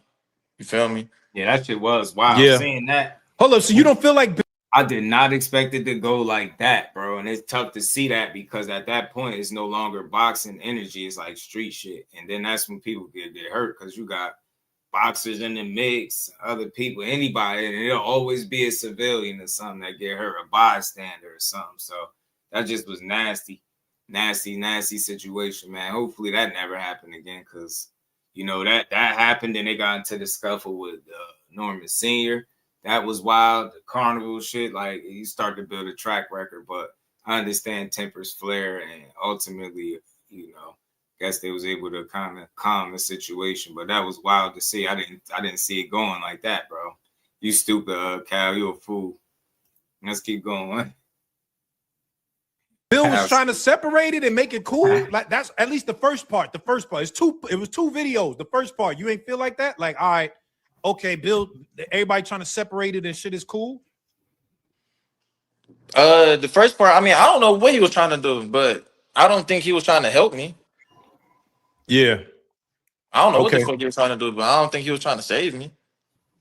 All right, so hold up. Well, what about the second part? Because, all right, it ends. It could, because at the end of the day, listen, this is MSG, right? Like niggas don't want to be and you probably gonna fight there again. He probably gonna. So it's like nobody wants these type of issues in business. But then the first video ends. It could have just ended there. But then you see, is another mayhem. It's like Bill in the corner. I don't know if it looked like you and Bill are in the corner. A bunch of people. I couldn't really tell. How did the second part happen? Shit, them motherfuckers ran up on me and jumped me again. Again? Nah, time out. That's not crazy. Again, not the second time. Nah, not the second time. Like you had to do something. You had to do something because it was over. It was already over. You said I did something? It was over. How they just went up to you and jumped you again? Man, my nigga. He jumped me again, man. I can't make it no clearer, bro. Dang. So it died down, then they did it again. You feel me? Like, what I'm saying? At the end of the day, a nigga stood 10 toes, though. Like, I ain't, what I'm saying? I ain't about to run. I ain't gonna. I give you respect. Like you know what you could do. You threw hands against everybody and all of that. When you realized it was, and I feel like at the end of the day, like nigga, I was clearly by myself. You know what I mean? So I feel like that it just went down like that. You know what I mean? But they took advantage of that opportunity. When you realized there was like just Team Haney, or I guess his entourage, because at the time everything happened, Devin was on the stage. Devin wasn't nowhere near the first initial altercation. When it happened and you realized Team Haney was, I guess, the people that was involved with it, what was you thinking? How did you feel? Wait, say that again? I said when it happened and you realized that it was like Team Haney that I guess was the guys that was jumping you. And when I say Team Haney, it looked like entourage, other people's security. because Devin was on the stage doing the DAZN. So it wasn't him, but I'm saying is when you realize that, I guess it was his people's. What was you thinking? Like afterwards, like after I got jumped, shit, nigga, I was just pissed. Like you know what I'm saying? Like I was just salty. You feel me? Like I wasn't really, my mind is all over the place. You feel me? Like, so, I just wanted to work. You feel me? You know what I mean? But if anything, nigga, I was just trying to, regather everything and you know what I'm saying, get the fuck on type shit. You know what I mean? I just got jumped. You feel me? So at that point, my mind is all over the place. My head is spinning. Like I'm just like, you know what I'm saying? Like what the fuck? You know what I mean? So I didn't care who. I mean, I didn't really care to know who was who. You feel me? You know what I mean? I just know I just got jumped. You know what I mean? Hold on, So, was you rumbling with Bill in the corner? Was that you in the corner? you said was I rumbling with Bill? Yeah, in the corner. It was one part where it was like Bill was in the corner and somebody looked under him, but I couldn't tell. Like it's hard to see. There's so much shit going on. No, I got jumped. I didn't fight Bill. Oh, okay. So you didn't see none of them in the actual altercation, Bill or Devin. You didn't even see them in the altercation. Man, look, the whole team was there, bro. The whole group was there. They jumped me. You know what I mean? Right, And Mike. at the end of the day, every last one of them got to see me one-on-one, man. Okay.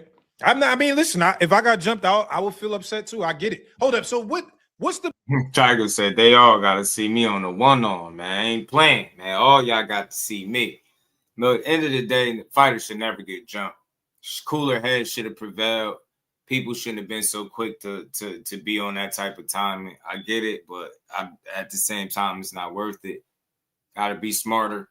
Don't bring the streets to the business. That's how you mess up the business. That's how you mess up the bag. If you don't believe me, you can say what you want, but Devin Haney was supposed to be on the Inside the Ring show. They canceled that. He's supposed to commentate the fights. They didn't allow him to do that. You get what I'm saying? Because of this fight. So it was consequences to this. It wasn't all just good. You know what I'm saying? He ruined a couple of opportunities for himself. And call it what you want, but that's what you don't want to do on no level, right? Whether it is a commentating gig or somebody, you know what I mean, it's more exposure. They put you in front of people. You're able to talk, get your thoughts. You just don't want to ruin situations like that for something so small that could be avoided, and that's just not worth it. You at a way different level. Certain stuff is beneath you, right? Getting in trouble for silly stuff is beneath you. But I get it. You got to hold your people down, but you got to make sure your entourage that you're rolling with is on the same type of time as you, so they don't end up costing you money. Because in the long run, who you think going to get cost the money if something go wrong? It's going to be the most recognizable name. Who's the most recognizable name? Devin Haney. Then everybody going to drag and pile on, and it's just something that you don't need. Only way I want to see him and Tiger getting any type of scuffle is in the actual boxing ring. And that's for anybody. I'm not a fan of street fights and people beating each other up outside the ring. They ain't what we here for. So I understand tempers fly, shit happens, but hopefully they could, make necessary precautions to avoid that ever happening again. You know what I'm saying? I don't even think he had a chance to turn it down. They said, Devin said online he had to go to jail. He said, I'm turning myself in. And then people was like, yo, they was saying Tiger pressed charges and all of that. Did that happen? Did charges get pressed? No, I mean, man, I got a manager, bro. You know what I mean? So, nigga, when I left, shit went down. You feel me? Like, I ain't had control of nothing. You feel me? So, at the end of the day, if them niggas end up going to jail, I found out they went to jail. Like, people was calling me saying that they went to jail. Like, I'm like, shit. Oh, so you didn't even know? You didn't even know about that? No. Okay. So you like... And there you go. I mean, I know people were saying, he the cops, he pressed charges, he this, he that. Do you subject yourself to those type of outcomes when you do things like that? And I'm not a fan of it. I ain't never pressed charges on nobody. I'm glad to hear that he say he ain't know nothing about it, and that's true. They do it on their own. Like you know what I'm saying? He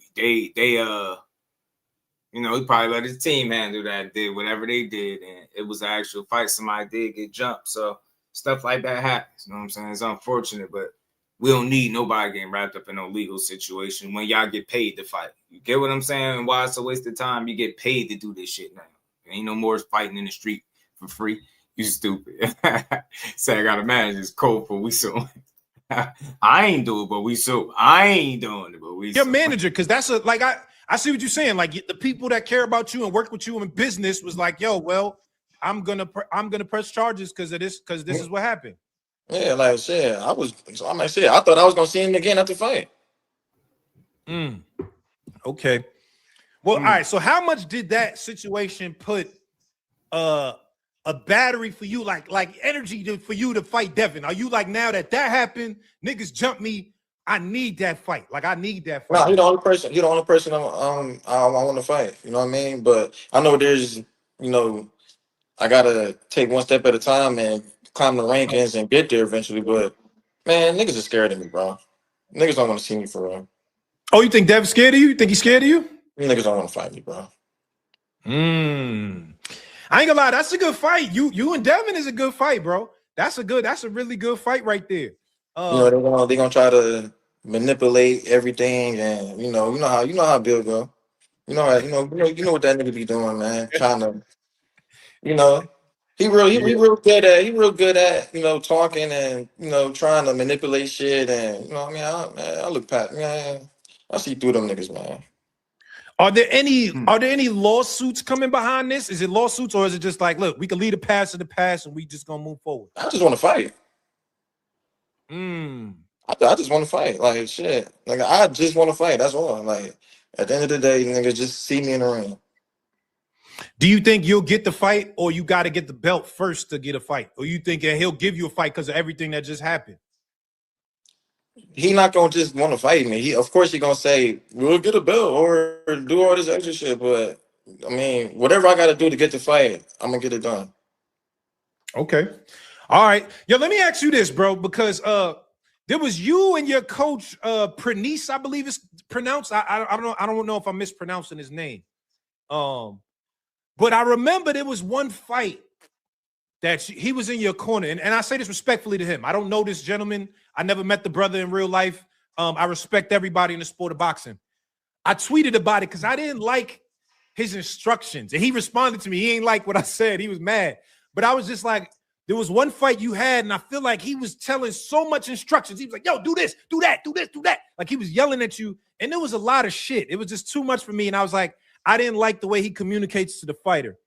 I didn't see him in your corner in the last fight. Are you still with that trainer, or did you move on? No. He talking about we had our differences and shit, and I had to move on, but it's still love, you know what I mean, at the end of the day. But I just had to just move on and shit. But you talking about Prentice Brewer, man. Yeah, I know, and it's crazy. I know the fight he was talking about.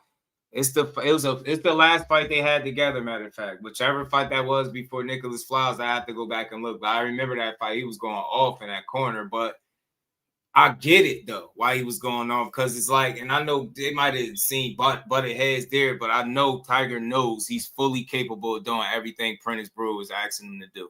I know he knows he's capable of that. Because had he performed in that particular fight he just did in his last, that conversation in the corner never goes the way it did. So he was on Tiger ass. I do specifically remember him saying a lot, giving a lot of instruction, but he was mainly trying to spur and light a fire up under his guy and get him to like let his hands go a lot more, and he just wasn't doing it. You know what I'm saying?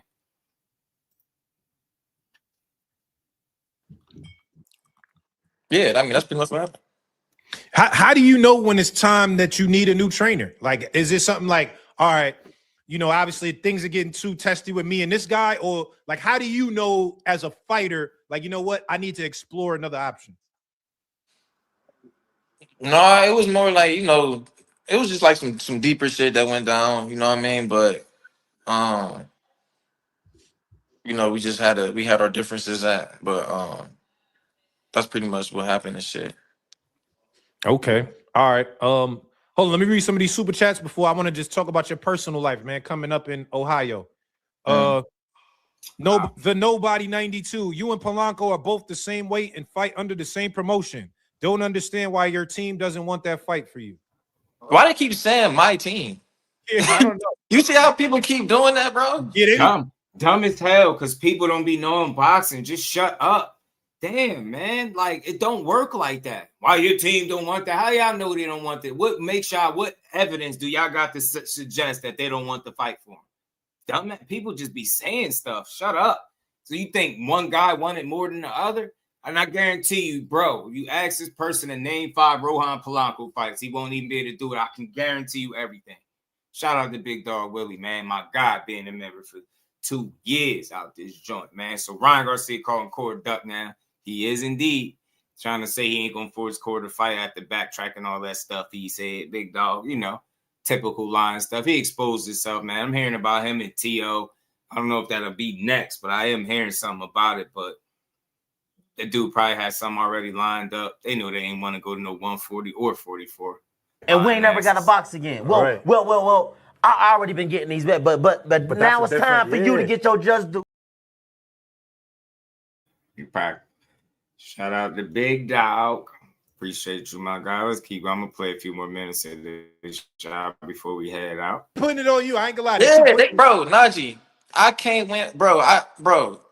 Literally, man. Like everybody just always got something negative to say about me, bro. Like, why everybody keep saying me and my team? Like, what the fuck? Yeah, that's true. Nah, they do. Like, dude, like, it's always something negative, bro. People got to say about me, man. Like, even after the Flash fight, people still had excuses. Yeah, the same people that had me losing still had excuses after I won. Yeah, I ain't gonna lie.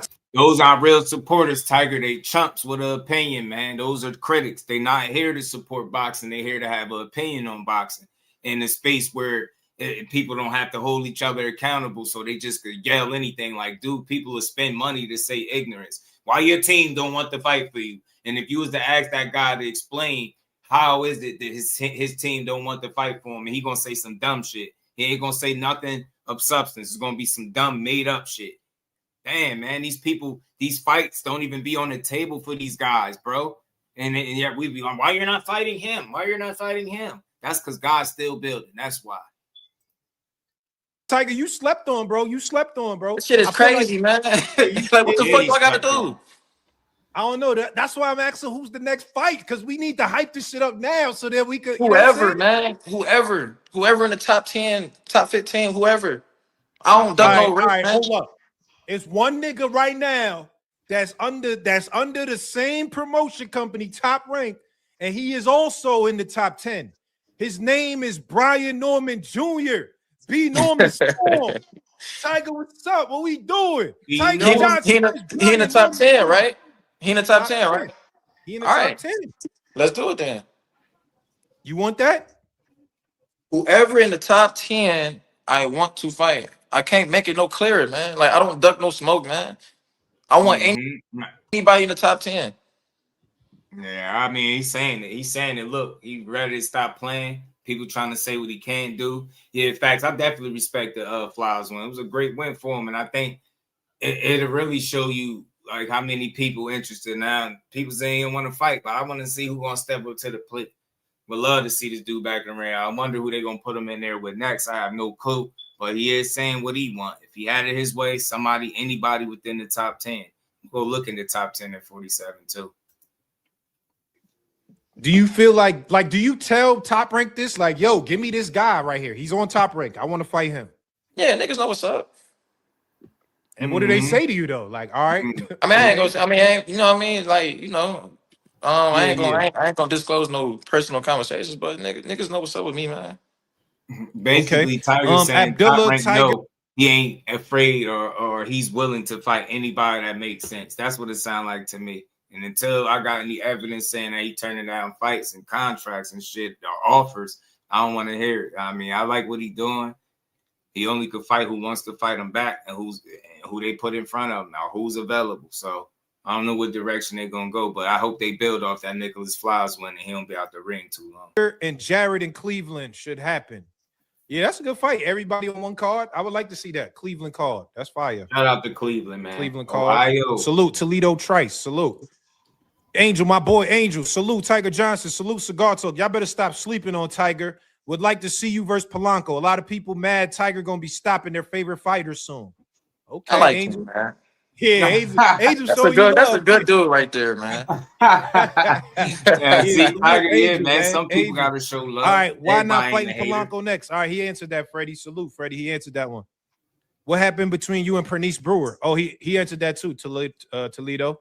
Salute though. Thank you for the super chat. Why you not calling for Rohan? Everybody talking about Rohan in the chat. Nigga, I just said I will fight the nigga.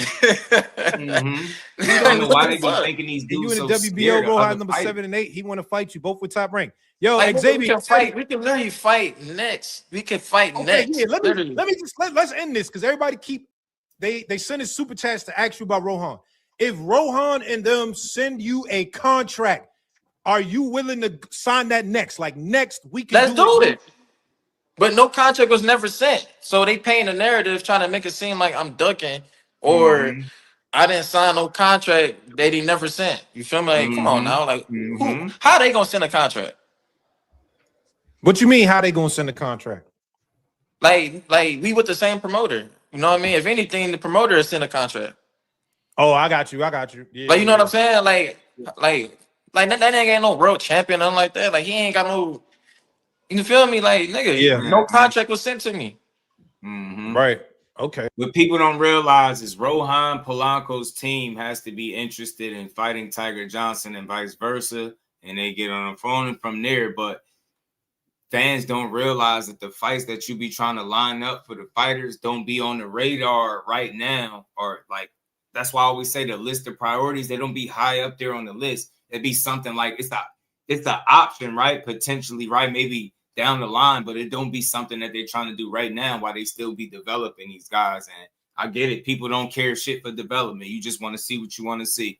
But that's why people continue to be confused as to why certain fights don't happen. But you got to really start looking at it.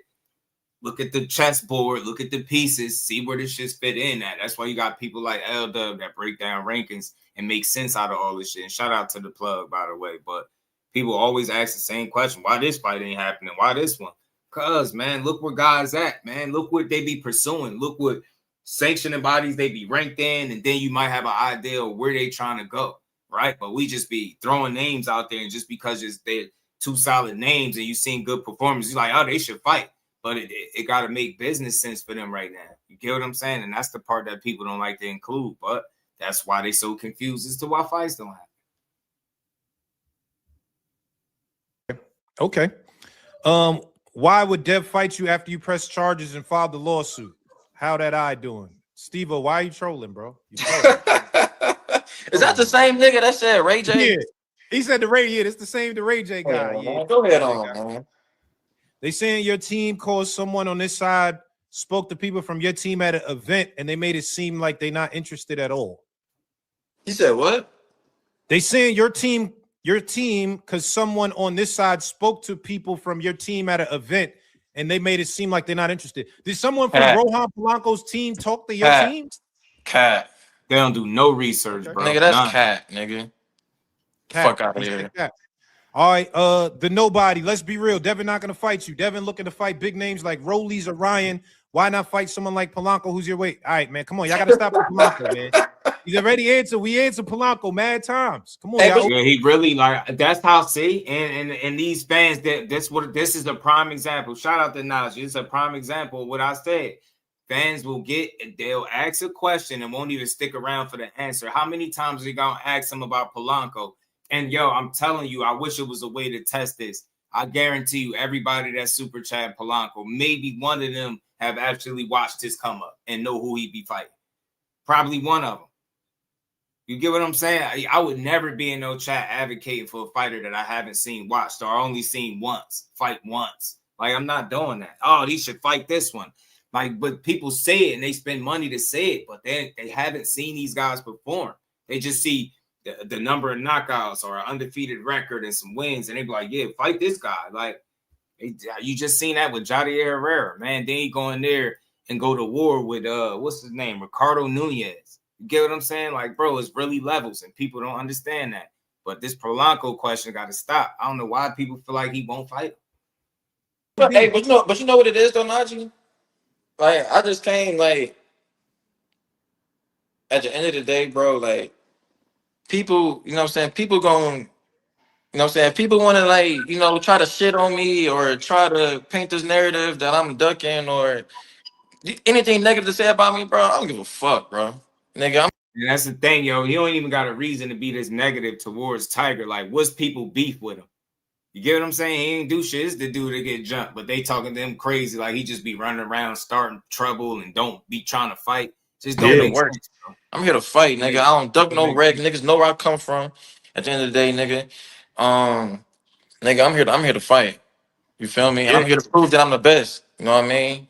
And at the end of the day, like, I know I'm the best at 147, man. You know what I'm saying? Until I get that belt, that opportunity, until I get that opportunity to show that I'm the best at 47, man, I don't give a fuck what nobody say, bro. I like that energy. And I seen you know I was Tiger in the contender Vegas when you sparred that day, and you put the belt on that nigga that you sparred that day. Man, niggas know what's up with me, man. So shout out to Tiger, man. It's some more of that. Y'all go check it out if y'all haven't. This was a good sit down. He addressed some things, the Haney stuff that people been talking about a lot. So they gonna have to run him to fade. He ranked in the WBO. That's the title that Haney does got. So I will hope one day that they could line it up if they still in the weight class together. And it makes sense, obviously. It's a fight that will be entertaining out there. And the backstory is already there. I think it'll sell itself, man. The Haney's versus Tiger Johnson is something that people will want to see, bro. And I think I pay my money for it, you know. Real quick before we get out of here, let's roll through a couple of clips.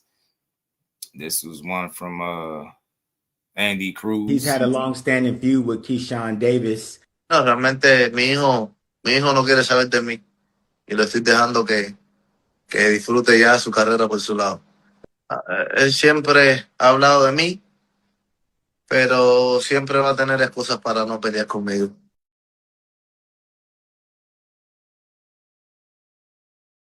He spoke in Spanish, of course, you know what I'm saying? But I don't agree with what he's saying. I think what he's saying don't make no sense at all. He's saying your son don't want nothing to do with you. He always talk about you, but then make excuses not to fight you. That's not true.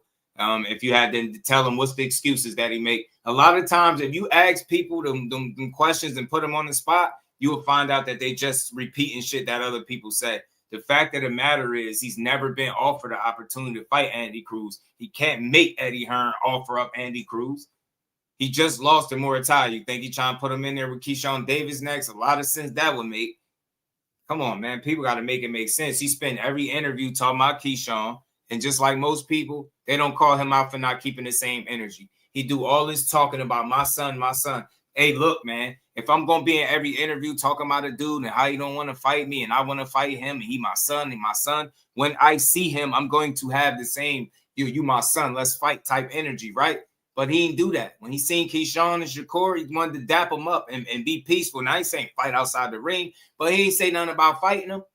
If you really want that, then you say it to him. You don't keep saying it in the media. They try to build your career off amateur wins. And then I knew it was going to catch up to you. Then you get beat by Muay Thai. It's not a disappointing beat. You fought your ass off. That was a close fight, competitive fight, but you lost, right? You didn't get your hand raised. And you still clout chasing on Keyshawn, calling him your son.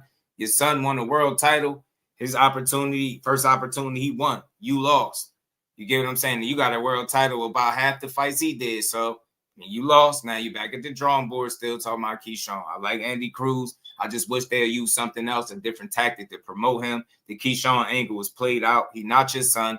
And I don't know. I mean, I already had him beating you as a pro, but definitely after seeing how he beat by Muay Thai beat you, I definitely think Keyshawn beat you because you still trying to adjust as a pro. That's just my honest opinion. I think he's very skillful, very talented. He got a lot of experience, got all that in the amateurs with the 2 gold medals. But I do feel like Keyshawn's just a better, more efficient pro than him. And I think he'll beat him. You know what I'm saying? I think he will. I don't think Andy Cruz looks small for 135. And them fights going to get tough. You fighting quality. The quality 135ers, none of those fights are going to be easy for that dude. And he's not what he tries to fight like. Get what I'm saying? He's tweaking his style for something he doesn't naturally do. And I think that could catch up to him in the long run, too.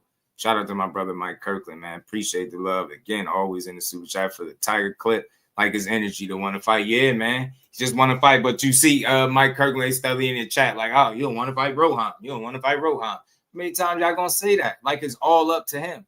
Not up to him. Like it ain't, you know what I mean? Rohan might not even be an option for him.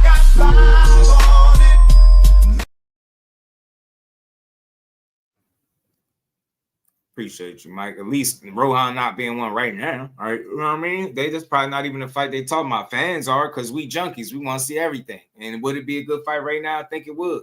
I lean towards Tiger, but I like Rohan. But hopefully we can see these fights. But these dudes got to continue to be built, develop, and mature, man. And I think only then is when you're going to see some of these particular matchups happen. Other than that, just going to keep asking yourself, why this ain't happening? Why that ain't happening?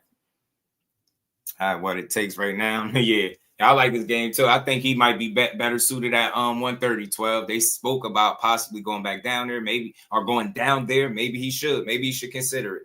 You know what I'm saying? Maybe he should consider it. But whole time he calling Keyshawn Davis, who was the WBO champion, while pursuing the IBF. Do y'all see what I'm saying? But people say clout chasing when it's Keyshawn, and he get criticized for not wanting to fight Andy or not having energy for Andy. Once I seen that interview where he walked up to Eddie Hearn and asked him about making the fight and told him, like, when we going to make the fight? Eddie Hearn was just basically agreeing to everything. And then you see it die down. And then you see which sanctioning body he's highly ranked in, obviously. And that's the one he pursuing, which is the IBF. That's the route they was going.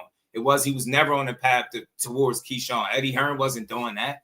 He wasn't. Like, they could lie and tell you what they want. Not one fight that he have is moving him closer to Keyshawn. It wasn't moving with him in mind. Maybe down the line, you got to listen to Eddie when he talk. That's not something they be trying to do right now because you know that's not going to be no easy fight. He could very well lose it. It's not the same, man. The amateurs and the pros is not the same shit. If the amateurs was the same as the pros, then Andy probably beats Muay. You get what I'm saying? That damn point system. I'm telling you, dudes be out here getting cooked. Still transitioning as a pro. And that's why he lost, man. Yeah, he mad different because he's still trying to adjust. 12. That's what I think to being a professional. You know what I'm saying? And you seeing him struggle. And I don't even want to say struggle. It's you seeing the challenges that he's facing, right? Turning your punches all over. Are you a 12-round fighter? Are you a 4-round fighter, 3-round fighter? How they say them amateur. Like, this not the amateurs. And Robert Garcia kept saying that. And you seen the first half of the fight and the second half of the fight. You seen the difference. You seen enough of a difference to know what Robert Garcia was talking about. But nonetheless, man, Muay could be a fight for Shakur, I'm hearing. I hope so. I think Raymond will fight. I think Robert will take the fight, and I know Shakur will take it. I hope that's what he do next. I'm here for it. Ryan Garcia got exposed for not ever wanting to fight. We knew what was up. I hear about him fighting T.O. I doubt that'd be his first fight at 47, but we're going to see. You know what I mean? It's bigger fights for Ryan if he can keep his nose clean and his act together, right? Xander Zayas started camp. It's looking like his boots. Boots posted Denzel photo. It's cryptic, but I'll take it. You know, maybe that's the fight that's coming up. Hopefully get an announcement and hope to see Tiger back in the ring sooner than later, man, because I think he's a real one. I hope they keep him active and keep that momentum flowing from his last big win. But lastly, I'll play this clip. Shout out to Ammo Williams, who took a tough loss over this weekend. Look, he game as they come. He didn't quit. He was outskilled, outclassed, but he never quit. He did hurt Adames once or twice possibly in this fight, but he got his ass handed to him. You see Daddy? I said, I love you. I love you. I said, I love you.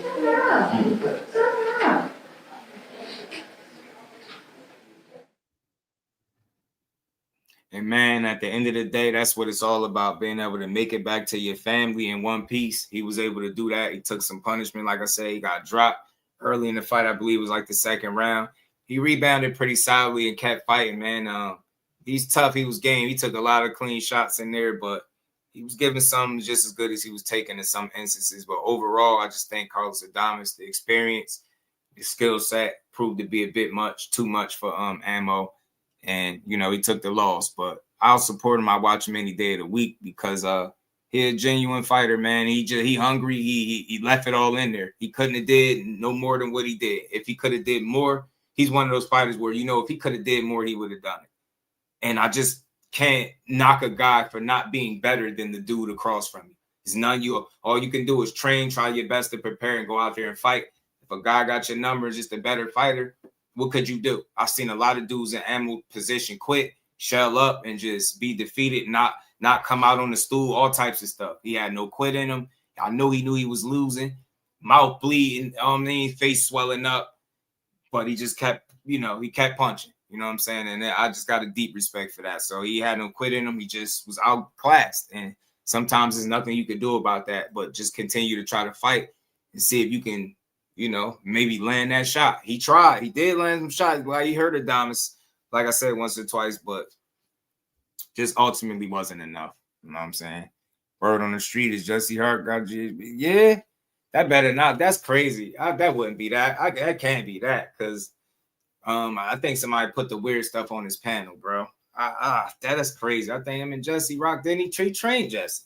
That don't make sense. I think that was some random stuff. That happened to me before too, like twice in the same stream. I just hurried up and deleted it. Oh, you said you playing? I'm about to say it better not be. It's crazy, but yeah, man. We're gonna see, man, but that was the toughest loss for Ammo. But he'll be back. He tough. He game. He a warrior. I'm pretty sure he ain't gonna quit. He gonna find that motivation again and get back in there. As for Carlos Adames, hopefully he gets a bigger fight, a better fight. I don't know, and/or unification, whatever. I like Carlos Adames, man. Good fighter. Just need to see these dudes a lot more active, man.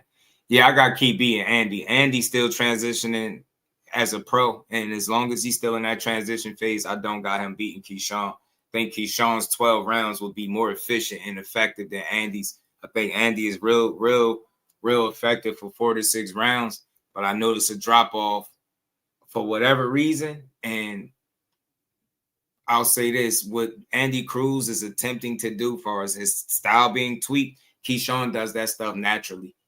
He didn't have to be like coached and tweaked into doing it. He's a natural born, I'm going to go get you, I'll break you down type of guy. You know what I'm saying? Andy's trying his best to be that kind of fighter, and I think it's a struggle for him.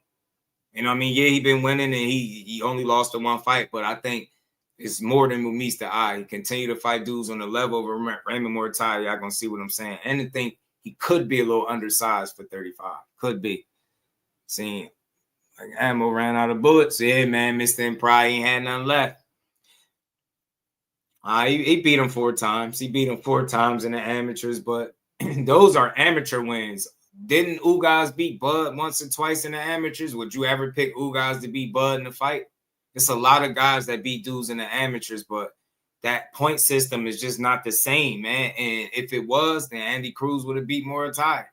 Now you can't just score a point. You got to try to attempt to hurt, and he got to go a little bit out. He got to go out of his comfort zone, his natural comfort zone, to me, to be that more entertaining pressure guy, or be the more front foot guy, should I say? And I think the fights will continue to be tough if he fighting dudes around his skill level. I'm telling you. Are accomplished guys, solid dudes, good fighters. Fight's gonna be hard for him at 35. They're not gonna get easier. So yeah, he got the wins as an amateur, but I'm just not sold by that because it's a point system. He outpointed him. Think about it. We talking about 3-round fights. Think about that. We talking about 3-round fights, not 12, 3-round fights. Andy Cruz got Keyshawn by a few years. He got 2 gold medals. They call him a professional amateur. My guy called him a professional amateur. And I don't know, not to him, but he spent so much time as an amateur that I think it might hurt him, and he might not make it as far as he could have in the pros, similar to Lomachenko, but not exactly the same because Loma was on the tear when he came in. So, but you see how he retired earlier than what some people anticipated, and that's because he turned pro at like 26. Andy, turned pro at what was he, 28? Damn near. So, no, I like him, but I got Keyshawn winning as a professional. You know what I'm saying? But we'll see, man. We're going to keep giving boxing its just due. Shout out to the chat, fam. Appreciate everybody rocking out. Hit the like button, sub to the channel on the way out. Share the live, hype the live. We're going to be back tomorrow to build some more on this good boxing, man. So y'all make sure y'all enjoy this good Monday. I'm going to see everybody tomorrow, 4 p.m.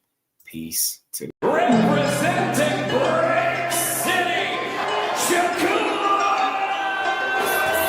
Finding those levels, too. Look at that 4-punch combination. It's a masterclass right now from Shakur Stevenson. That's what you're seeing. A masterclass. And Shakur meeting them with straight left hand. Oh, and there's a knockdown scored with the left hand.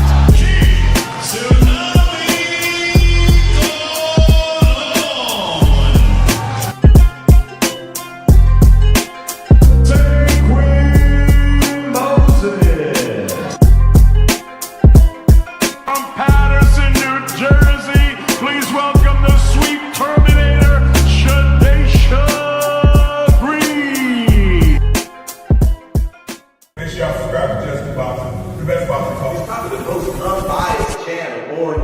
Right now, we need to give him his just due. Shout out to my brother Just Due.